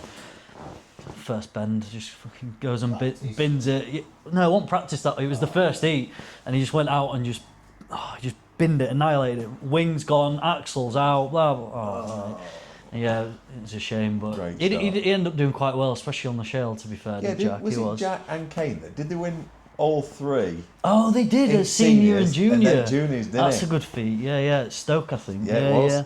Only people have done that, haven't they? Yeah. But no, but. So a lot of the time, them few years was more the social time, and we went to Holland, going to Venray, doing what we did, and I bet that's some good trips. Did the stickers with Billy in Holland. That was a bit later on, but a lot of people ended up knowing Billy for what he did. So we met a lot of people. That's how we got to be mates. So with Dylan Maynard, and we did a lot with stickering all the garage stuff, and then he went into the commercial side and he helped Billy out a lot with that. And that's how I think Billy, when he was racing with his F2 for a little bit, he got a lot of help from people in that way with his mod stock and everything. And but there wasn't. I do remember, where was it, at Buxton maybe, when we had a lot more mates and were more social, when the Birkin brothers, they were from Buxton, and Josh had a go. I think maybe Cal or White or Marriott was at racing, and I think we're on the restart or something, and Billy's pushing them all and nailing them and giving them. And all you can hear is Billy, stop being a dickhead. And yeah, I think he got Entertainer of the Year that year. And I remember being in Buxton Bar for his, I don't know what birthday it was, but we did quite a few things. It started, we always had some sort of new game or tradition at Buxton Bar. When we had the old bar, when we first started going, we had the can on the shelf. So you had the shelf right at the end of the container, and you had a line on the floor, didn't you? You had an empty beer can, and you just had to kick it, and then, the more piss you got, Honestly, the easier I think it got. I want to run a petition to bring that back, if I'm honest. But then it started escalating, so it went from, well, it was always Matt Watson, he'd come up with something, but we had the scorpion drink, where you had like the drink with a scorpion in. That killed Steve Stanford. Yeah, and then you had Billy was drinking out of people's shoes, doing shoeies, but... And that was out of Matt's shoe, Matt's shoe, one, yeah. wasn't it? Yeah, for his birthday. But you can imagine, it's not just a shoe, is it? It's trench foot, It's horrible whatever was in there. And then we did the Yard of Ale, didn't we? The Yard of Ale, that was good. So you had the 4 pints, and you had to find the technique and swill it round, and then... Nail in the log. And then, we had the nail in the log. So the nail in the log, how did that work? You had the log and a nail. I'm assuming you had to put the nail in the log. Yeah, the pointy hammer. That was And it. it was the first And you nail could only do it like one motion like that. Yeah. And then we went from a Grand National to a naked Grand National, all genders involved. And then I went to a naked Grand National where people nick your clothes at the end of it. That was chaos, and I went to a wasn't naked Grand National where people nick your clothes, then turn the spotlights on when they got the floodlights. But no, mate, it was great. So yeah, we had, Ian mentioned it on another podcast, didn't he, about like it was a big social thing at the time, and we're at that age where you've got that freedom now. You start driving, you're learning stuff, and you're just going to every race meeting possible, having a great time. The last kind of thing where we had a bit of a tussle was 2019 when we went to this MWA show. Yeah. And there was me, Billy, our friend Ryan Morgan, and then Tina and Dennis had all gone for a meal on the Saturday night, I think it was. And I don't even know what it was, and we were just bickering about like stupid little Small stuff. Yeah, small stuff. And he said something to me when we're all at the dinner table, food's out and everything, drinks there, and he went, do that again, I'm going to headbutt, or I'm going to nut you. And I did it, and he just grabbed me over the table and just headbutted me like from there. Yeah, and I don't know, I don't know what got over him, but stuff like that happens, doesn't it? I don't know.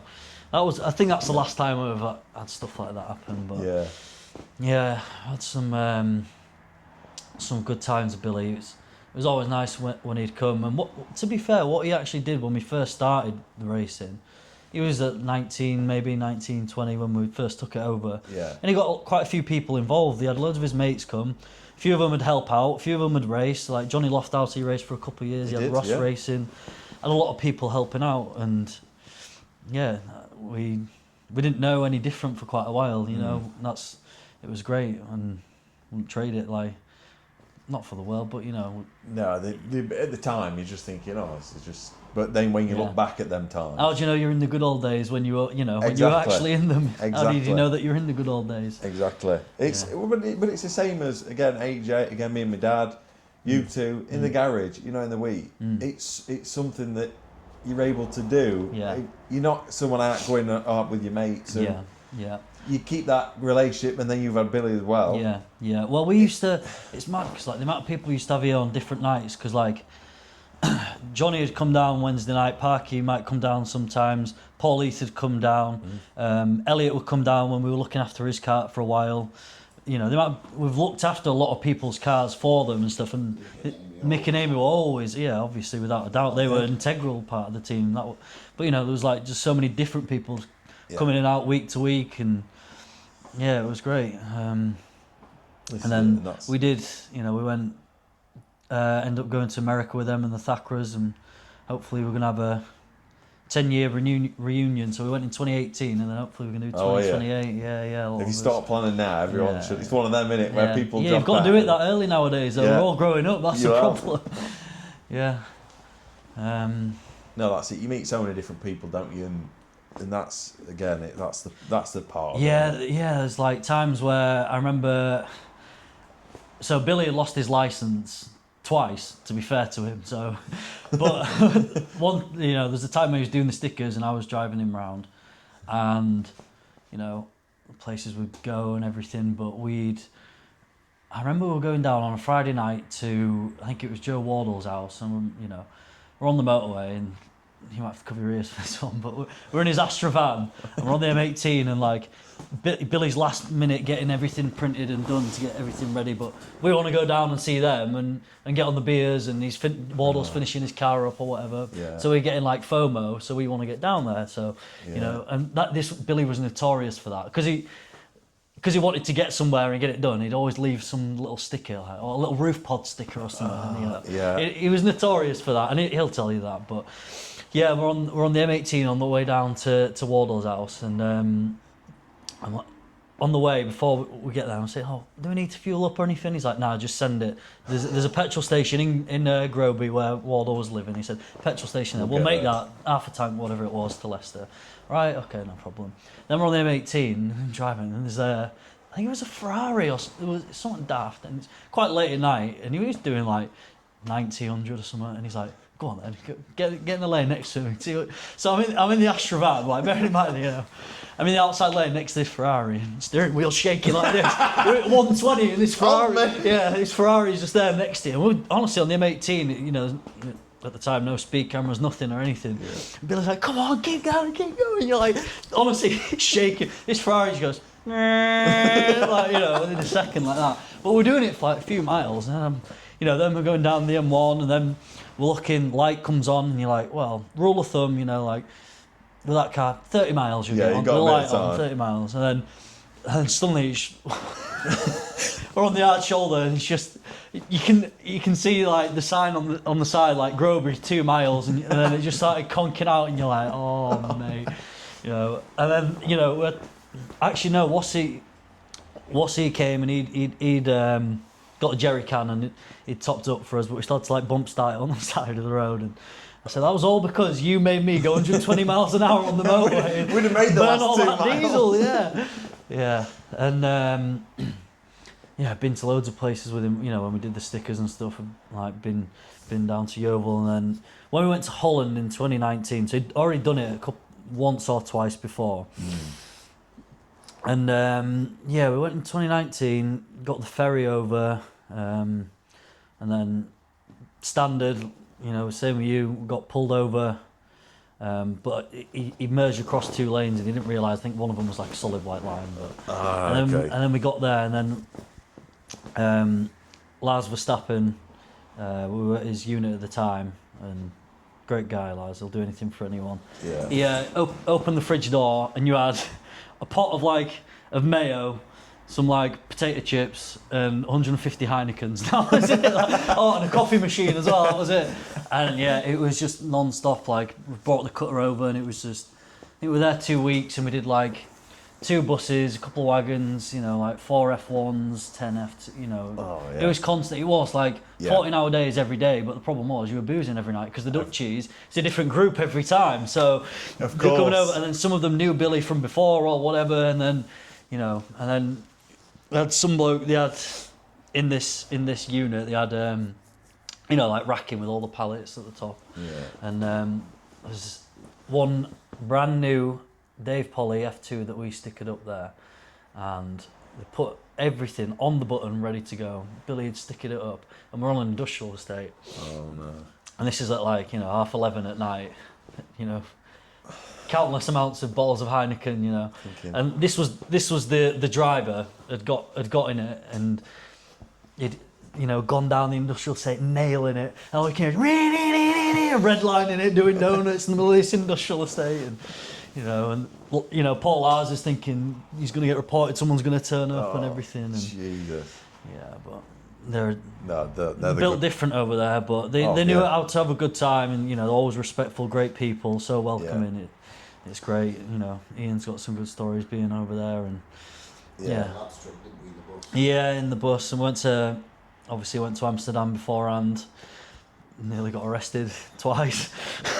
What for? Well, we went over and then we got a bit carried away in the room and were like fighting and like not you do. fighting, like play fighting, and then like broke like shower curtain and stuff like that. But we didn't know anything of it at the time. That was going over there. Right. Go to Amsterdam during the day, you know, go to your peep shows, do what you have to do and everything, and then get to Venlo and you sat down, like, what was it, Thursday, Friday afternoon, it's sunny, you know, you're chilling out. Picture of Ian Higgins monged out flat on the floor, face nose down on the floor.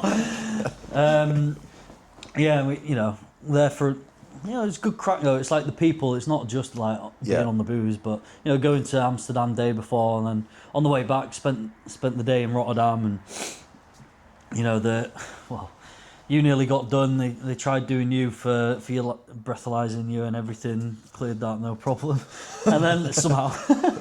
And then when we coming back on the ferry, they took our passports off us and they said, if we see you with any alcohol, you're going to spend the night in the cell and you're going to go straight to HMP Humber. We have police waiting for you on the other side. And you're like, no, they were like, who is Mr. Wass? Like this, and it was me that messed up his room, but Wassy hadn't done anything. So like he was what was it? He's like part of the crime, but he hadn't actually done anything. Yeah, he's the first name out of the hat. You had all passports taken off us. But on the way there, on the way back, I remember Billy had like. He spent like his last 13 quid on a slot machine at the time and dropped the bandit and won like a few €100. You did the same. Well, not your last 13 quid, but oh god, you'd been on casino and then you put it on 29 and won it, and then Elliot Orme was there, wasn't he, when we were coming over? Yeah, and he'd won 500 quid. And he was like, okay, we'll have a good night. And Elliot went, well, you owe me 500 quid, so you might as well give it me now. Yeah. But it was good because that was like loads of people from stock cars go over, and it's a good crack. Yeah, it's great crack. We had them 20 gallon, was it 20 gallon, them barrels? The big blue barrels, and filled up with ice, and you just put a load of booze in it, and you're just in the back, and you just start chatting away, and off you go. That's it. Yeah, it was great. Back of the coach, wasn't it? You are? When we were travelling, beds in the back of the coach. Yeah. Just was that the silver beds. coach? Silver coach, yeah. Yeah. That thing was a beast, though. Every meeting, cold start at the end of a meeting, especially after a weekender. I don't know what was going on with that exhaust, but you just gassed the whole pit out. But that coach, first ever time you went out in it, you blew the tyres off it, didn't you? Wrote a car off on the motorway. I wasn't there at the time, but you looked in the mirror, didn't you? And there was no traffic behind you, and you went, well, something wrong there. There's nobody behind me. It's quiet today. Yeah. And then you had the red coach where Vosa tried doing you, didn't they, on the way to Stoke? You know, there's like a meme about like when you're minding your own business on a motorway, and then then a vehicle comes in front of you saying, "Please pull over." 5 miles, and then it was a Mildenhall we broke down, didn't we? Before the meeting, you had to get towed. That was on the 7.5 tonner, and then we Crimond in the removal wagon, the 18 tonner. It was like Blackpool Illuminations on the way home, trying to get back from Crimond. Every speed camera possible, but like you said, it was de-governed, wasn't it?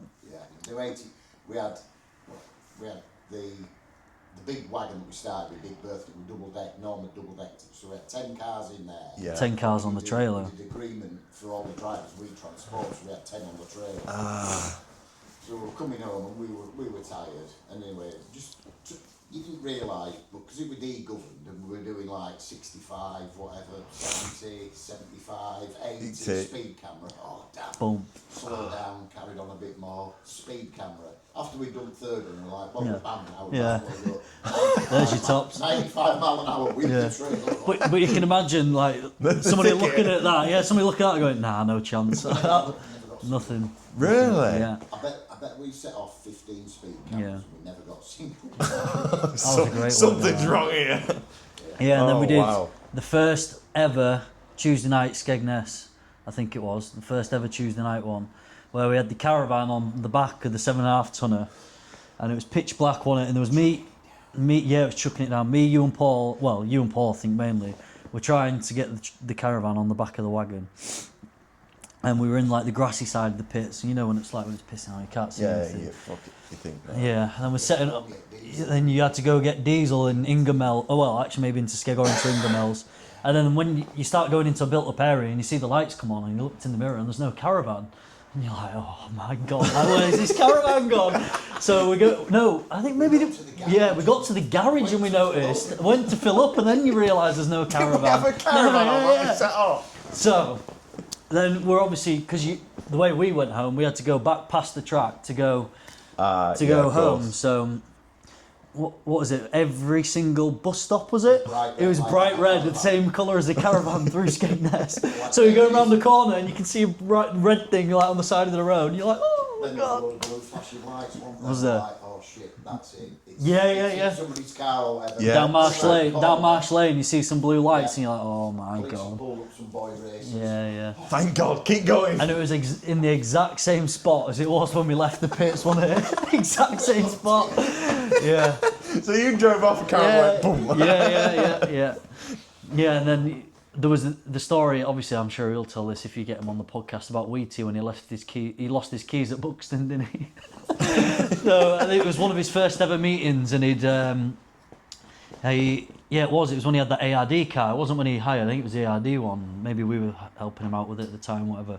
Yeah. And he says to Ian, Ian, I've lost my keys. I don't know how I'm going to get home. And Ian goes, well, can't your wife take you? And he went, no, she doesn't drive, I think. He went, She weren't there. oh, no, she wasn't there, but like, can't your wife come and get you or something? I think she doesn't drive or something, I don't know. Yeah. And he went, oh, right. He went, can't a mate pick you up? He went, I ain't got any, all my mates are here. But like, with Wheaty, that was his life, wasn't it? Like, the Stox carts. He got a mate to break into his house because he didn't want his missus to know. Did he? Get the spare keys from where he told the bloke where they were, and that bloke drove all the way Skegness to Buxton Buxton on a Sunday afternoon. Keys, and as he got there, we found his It's typical Wheaty, isn't it? I remember there was obviously the infamous Sparrow Leg story where I was staying at Lochgelly. Obviously, he had that big crash, didn't he? And all his legs Cowdy, were was it the swollen. day before? Cowdy, yeah, and his legs were swollen. He'd obviously being on the ale the night before. I remember getting out of my tent, woke up, and he was sat on a bench directly opposite my tent. All you could see was his moose knuckle and something hanging out here and there. I bet you thought, mate, it was I'll give it 10 minutes. Yeah, what a fever dream or something. I didn't know what had happened.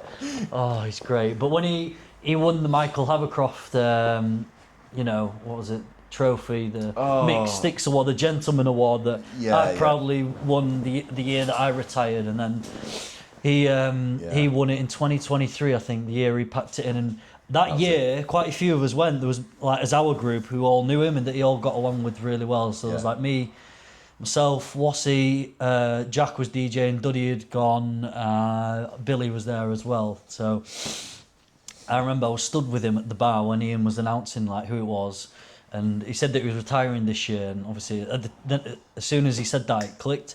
And Wheaty's trying to tell me a story. I'm like, wait, stop being so rude. Listen up. And then Ian's, doing his sentimental blur about it. And then obviously it happened. And then he got on stage and he was really emotional, saying about like how it was his life for so many years, how many people in his family got involved with it, what it did for him, how close he actually was with old man Mick at the time. And then he came back and he was crying and like giving him a big hug because he was still with me at the time. Giving him a big hug, and then we all went out that night and there's a nice video of us all and we're like trying to lift Wheaty up, and there's like 6 of us lobbing him up in the air. Yeah, it was great. Walking along, singing a song, walking in a windy wonderland. Had some great times. He's another legend of the. Yeah. Do you remember when we were coming back from a meeting and we were at services, and I think it was Peterborough services, maybe we were coming back from Mildenhall or something, and there were these lads and they all tried, we were at services and I don't know why, like we were going around a zebra crossing and then they started speeding up. Do you not remember that? We were at a zebra, yeah, that was a weird one. We were just... when he loses his hat going across the Tyne Bridge. Yeah. Mad, some stories. Yeah. And then, can I think like any other travel stories like that? I know when... The day you won the British coming home. The day we won the British. Yeah, that was it. Well, after that, we didn't want to win anything ever again. Coming back from Kings Lynn, and Michael was driving the bus, wasn't he? It was Michael, and we were at a roundabout, A14 or whatever road it is, I can't remember. And then this motorbike just comes flying past and just catches the front of the bus and just fucking goes flying, and then he gets up and he was down, didn't he? And you went over and had a look because you know you're quite good with stuff like first aid and everything. Yeah. And he gets up and he's like, did he like kick his bike stand or something? He went, you fucking wrecked my bike stand, and then he went to kick it and it just snapped it. And he was like, yeah, and you were like, well, you were speeding. You just come straight over a roundabout. He was like, yeah, it's a 30 mile an hour. I was going 30. Yeah, over a roundabout. I didn't stop or anything. He just went straight over a roundabout. Yeah. Do you remember that time? And I think it was the last meeting of 2011 or 2010 where we went to that hotel in Birmingham because we had to stay over to do a test day. And we stayed over at this hotel. Well, we didn't stay over. We were going to have a party there. Yeah, we were going to have a party there. It was, just outside of Birmingham City Centre. So I think it was the end of the first season because it was like me, Ian and Kelly, myself and Billy, Johnny, Billy's mate Gavin. John Brown. Yeah, there was a few other racers there. I don't know who, John Brown, but a few that Andersons were there. They came down for it. It was a double-header test day. And we went to this hotel. And there's women of the night in there, with all hardly any teeth and stuff like that. You walked in and you couldn't see for Ganges. Well, there you go. Yeah, at that time I'm 13, by the way. So walking in, Come on, Joe. Yeah, and then we're like, all right, fucking hell. So we go up and have a look at the rooms, don't we? Oh, mate, like yellow. The door's got holes in the door, but the worst thing was like yellow ceilings. Everyone's been smoking there, but there's little holes like. I think bullet holes, weren't they? We're like, we can't stay here tonight. So we actually had to. We stayed, didn't we? Was it under the bridge at the track? When you went to Birmingham Wheels. Yeah, you had to go under that bridge to stay in there the night. Yeah. What in the cone? In the cone? Yeah, in the 18 ton of that at the time, wasn't it? That was the first season. Yeah. Crazy. That's the. Sometimes the stories are what makes it, innit? Yeah. The journey there sometimes is as much of a laugh as the race. Yeah. Oh yeah. People that we've been with are like, what was it, convoyed with and stuff like that. At times, like I said, we'd go to a mate's house on a Friday, go have a laugh. We'd always do the go-karting and just different weekends. And like we said, our mates, different people were racing different formulas. So you'd go to that place on the Friday, go stay at his house. So it was nice having friends that were in the Midlands. That was the key to it all. We had a lot. Yeah, central. All doing different formulas and went to all these different places, and I'm sure there's loads of other stories and stuff that we had. This is when you can't remember. But we all missed. But we never really had that. I didn't think, maybe because I was a bit younger. But in the autographs, there was never that kind of community that we did. But probably because you'd already had a stock car background, I think that really helped pave the way, however you want to say it. But yeah, it's great, and I've got to have full admiration for my dad for doing what he's done and always supporting everything we've ever done. It's been a great journey, and we're still doing bits and bobs. Yeah. But that's it. I think now it's just I think you can enjoy it a little bit more, and not the pressure. It's like I think for me as well, like. I think it might be like in other formulas, but you have a bit of a ding dong with someone, and it is so different to how it was. Like when you're having a ding dong with somebody, 12 years ago, it was like you're not writing a car off, but you're coming off a lot worse than you would have done for what you would now sometimes. Oh god, yeah. But again, like we said, you just get on with it, wouldn't you? Yeah. Get it repaired, get it back out. Yeah. Yeah, we had a few like. Chris Butchie was always somebody we, raced hard with. Yeah. Fair, nothing stupid, but there was one meeting in particular where we both went a bit silly at each other. And someone's got a couple of pictures, I think, and I think it started maybe something that Chev had done something to me first, and I didn't take it well, and then I took Chev out, and then because I didn't say anything after he took me out, so I thought, I'll just get him back next race. Yeah. We're both starting at the same grade, so recipe for disaster.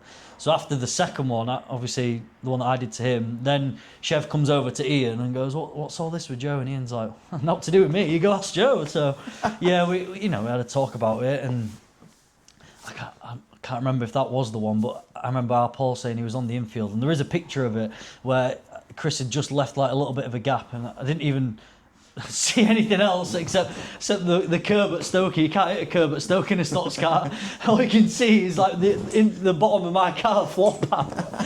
But then there was another picture where Joe Faultless, she's coming out the corner on 3 and 4, and she's looking at all these cars, and then there's Chris just facing the complete wrong way, going into the wall. But again, it was one of them. You just say something, and that was it. Yeah, okay. That's it. You get over it. On. And I had a race with them at the Gold Top this year at Buxton. It was mega. It was like, you know, kind of throwback thing. I don't know how you'd say it, but it was. You know, you come off and you're like, mate, how did we not wreck each other doing that? And like, you know, Chris is going to do that, and he expects me to do the exact same thing. So he's not going to come off and go, that was a bit, you know. Yeah, why have you done that? Yeah. And Chris has had some hard hits. He's been on the wrong side of a lot of crashes as well. So. He has done. Yeah. We've never really had anything, have we, to be honest? I don't think we have. Not nothing that's like... Always in juniors, I always remember it was like, you just get that Coventry, got me just before line. Yeah, There's a few times, and I think you always come out on top. Yeah. There was always that photo, I think at Stoke as well, where we're both coming out at corner, you're on outside, I think I've just got on inside here, and you're inside wheels like that, you're outside like that. Of course it is. And you're like, I probably won't find them, tracking it right direction. I was telling them though, I remember end of 2012 when we got fastest lap between the juniors and seniors, but there was only four or five of us or whatever, but the engine was down. Like some of the stuff you find, Dex, when he used to be the man, I remember Scotland done 4 or 5 meetings and he'd never tracked it up over an inch out, wasn't it, on the tracking? Like some people can just do it. Oh, I had to do with Dex my last meeting actually in 2019. Do you remember that? He raced Bradley Cooper's car. It was my last meeting in the gold car, and I think we were like 3rd or 2nd in the final, and I was on the inside of him. He tried putting me onto a curb, and then I caught him back up, give him a good one, and then I was on the outside of him down the straight, and he's trying to give it that initially, and then I went back. I did what he did to me the first time, and he'd span, gone into a puddle, and he's doing donuts on the infield and stuff, and he's going mental, and he's giving it all this, but I've never had anything, you know. I've mentioned briefly about what happened in the V8s, but it was nothing. I don't have a problem with anybody doing what they want to do unless they take it too far, which nobody ever has, I don't think, with me. So no. Yeah. But again, I think that's from your side. If you're pretty like, oh, no, you know, fair point, I'll just get you back. Yeah. It don't really go anywhere, does it? No, good one. Another one, that was 2019. Do you remember Toppy at Buxton? Nathan Topliff. And I think it was a yellow flag. Yeah, it was a restart, and he'd gone into turn 1. I think he'd just got a bit giddy. You know what he was like? Yeah. And he'd got me, and he'd spun me round, and then he'd carried on, probably out of control. He was always a hard hitter, but he got out of control, and I'd gone in backwards. It was probably the hardest I've ever gone in backwards. I'm like up, down, like that, a couple of bounces, and you're like foot down, get up, chains on, and away we go. You know. Go. I can't remember who it was. Maybe AJ or somebody said, "Never know, your chain stayed on." And then Toppy was doing the quad at the time, old man Toppy. Yeah, cool. And he'd come off after, and he went, "Don't worry, I've already told Nathan he's getting it back." And I said, "Yeah," I don't have a problem with him or anything, but it'll come round, whether it's today, whether it's tomorrow, you know. And then you try getting his head a little bit. I said, could be tomorrow, it could be when he least expect it. And then it just so happened to be, I think it was the following day, it was maybe like the last day on the Sunday, and he'd got a bad run coming out of turn 2, and Ian and Toppy, like, Ian said, like, you could just see old man Toppy on the quad looking, like, with his hands on his head. And just come straight in, straight over tarmac, straight into the side of him, boom, axle out, job, you know. And you come off, and, you know, that's what it is, and if you want, I'll help you get it out or whatever, and that's how it, you know. Yeah. But, you know, Nathan come home and said, I knew it was going to happen at some point, like, you know what I mean? Like, but, you know, and that was it, you know. Never had any issues apart from what I've mentioned, really. No. Yeah. On that then, so what I wanted to do was a question, so a guest to come up with a question. Right. Not knowing who the next person is. Yep. I forgot to ask AJ. Well, I forgot to do it then. So I'm going to go with Lloydie's question. Okay. Which I believe is, if you could pick 7 drivers out of the whole time in a race to have a proper good race with, who are you picking? Yeah. Mark Tooby. So this is like in their, is this tomorrow or is this in their prime? This is like, They could do it. You could do it tomorrow, but they were in their prime. Yeah, they're in the prime. So Everyone's Mark in their prime. 2B. Yeah. Do I go Ash and Matty, or do you just got to do one of them? I think Ash and Matty, because them three were really. So that's nearly half the grid already. Three. Yeah. 2B, Back Ash to and Matty. 2011. Yeah. You've got to have like Carl. Carl's got to be there. Wheaty's got to be there.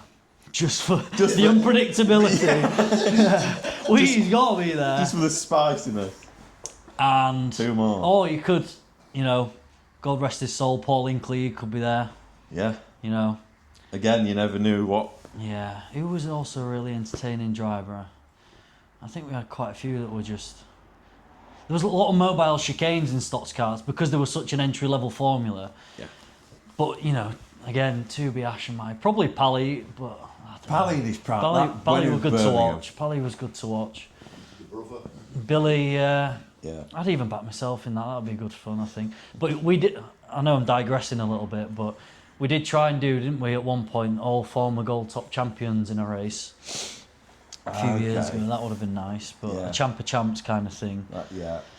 Okay, so I'll change it. I'll go with 2B and Matty. 2B and Matty, they're the bankers. Yeah. Wheaty's got to be there. Wheaty has to be there. That's three.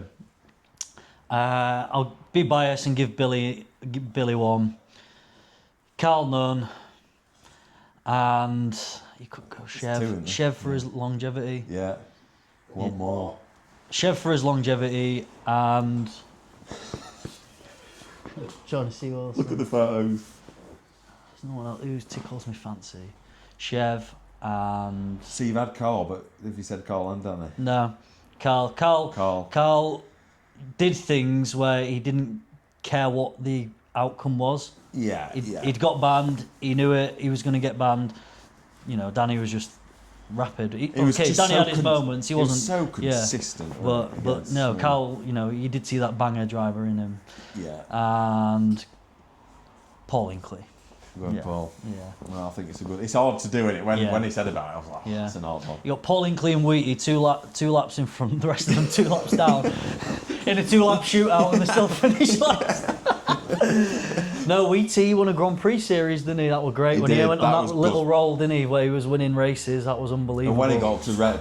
Yeah, he was. He was in Morton's car, wasn't he? The car that he bought off James Morton. When he got up to Red, that was that season, wasn't it? I think as well. Yeah. The only man I've ever seen turn up to Northampton with no panels on his car. What happened? He had nothing. Did he have to go back, or did someone bring him? I don't think he let him race. We gave him a hire car to race. Yeah. Oh, right. Yeah. Unbelievable, yeah. Yeah, he raced at the infamous Buxton Shale where you couldn't. The lap scorer would lose the cars, but it wasn't on the track because he'd get stuck underneath the air fence and they didn't know where they were. That was Scunthorpe. Yeah. Oh, was it? Scunthorpe, yeah. Yeah. Yeah, no. Again, Buxton Shale. That's one I always think back to. But not you many raced people. there? Yeah. Yeah, I thought you did. I'm sure you and your dad did. 11, but then TJ were on about that he started halfway through 11, he didn't race. So whether it was only first few of 11, yeah, must probably have been was 10, yeah. 11. Yeah. Got Wheaty into it. Yeah, it did. Yeah. He was hiring then. There's pictures of him with however one of his, you know. Might have been Alex, weren't it? I think. Alex had done it, yeah. And Alex Butcher used to go around with his little toy car. Well, his toy car. He did. Powered go-kart that Chris had made. Yeah, I remember watching Alex win that gold top. He was a yellow top, wasn't he? And he won the gold. Yes. At Stoke. Harley messed it up. Kane messed it up. Alistair messed it up. Did he? Was Alistair in that? I don't think Alistair was in that one, was he? No, I don't think he went in it. No, I think he went seniors. That was 15, wasn't it? Because Alistair was already gold. He'd won the one before 14, and then gone. Yeah. And then 15, he went up to. I think he was at Skeg, wasn't it? Yeah. At Just the before. triple header. And again, Skeg triple header. I think we've had a few of them where we used to up the campsites, and I couldn't even tell you some of the stories, to be honest. I know when we used to do the Rebels versus Stox Carts football match. And do you remember where we went out and we'd gone, Moogan had got the speakers and we'd filmed it all, and we've got the Champions League music coming out and everybody running out. Some kids are bringing football boots and you're like, come on, lads, it's only a kickabout. Someone's going to get hurt here. First one to get hurt, typical, Joe Higgins. Someone gets nailed straight over a windbreaker, nearly impaled myself. Some poor woman's having a dinner on a Thursday afternoon. I've just gone straight through the table like on WWE, and nailed through a windbreaker, yeah. some good fun. Yeah, some good And stuff. then do you remember Steve Howarth had them big boxing gloves on and he was in goal and somebody had tried smashing our volley in front of him but he couldn't stop it and hit him in the balls. Yeah, I'm sure you'll remember that one. That was Yeah. good. Yeah. Oh yeah, some brilliant. Like I say, I think we should bring a petition back for Buxton Can on the Shelf Yeah. in the bar. Yeah, maybe a little, with the log and everything, log little again. things. Maybe in the football match or something on at Skeggy, Yeah, with them being our main meetings Yeah. this year, it'd be good to just. Yeah, you won't realise like it was, how good it really was sometimes. Yeah. They still obviously have good times now. I don't doubt that for a minute. Oh, no. But that's the social side. That's the main part of it, isn't it? Yeah, that's it. Yeah, No, I think that's unless we can think of anything else. I think. I don't know how long we've done, No, off the top of my head, I don't know, mate. To be honest. but no, it's some good memories and Yeah, in there. yeah, But no, so thank you very much, Joe. For yeah. Thank you for coming. Always a pleasure, mate. it is always a pleasure. Never a chore. So hopefully, we'll get more drivers on and Yeah. more Yeah. funny stories. Don't forget to show AJ how to do a proper donut. We'll get that in Exactly. there. Yeah, we'll get your video out. And You just got to wind up in it. yeah, brilliant.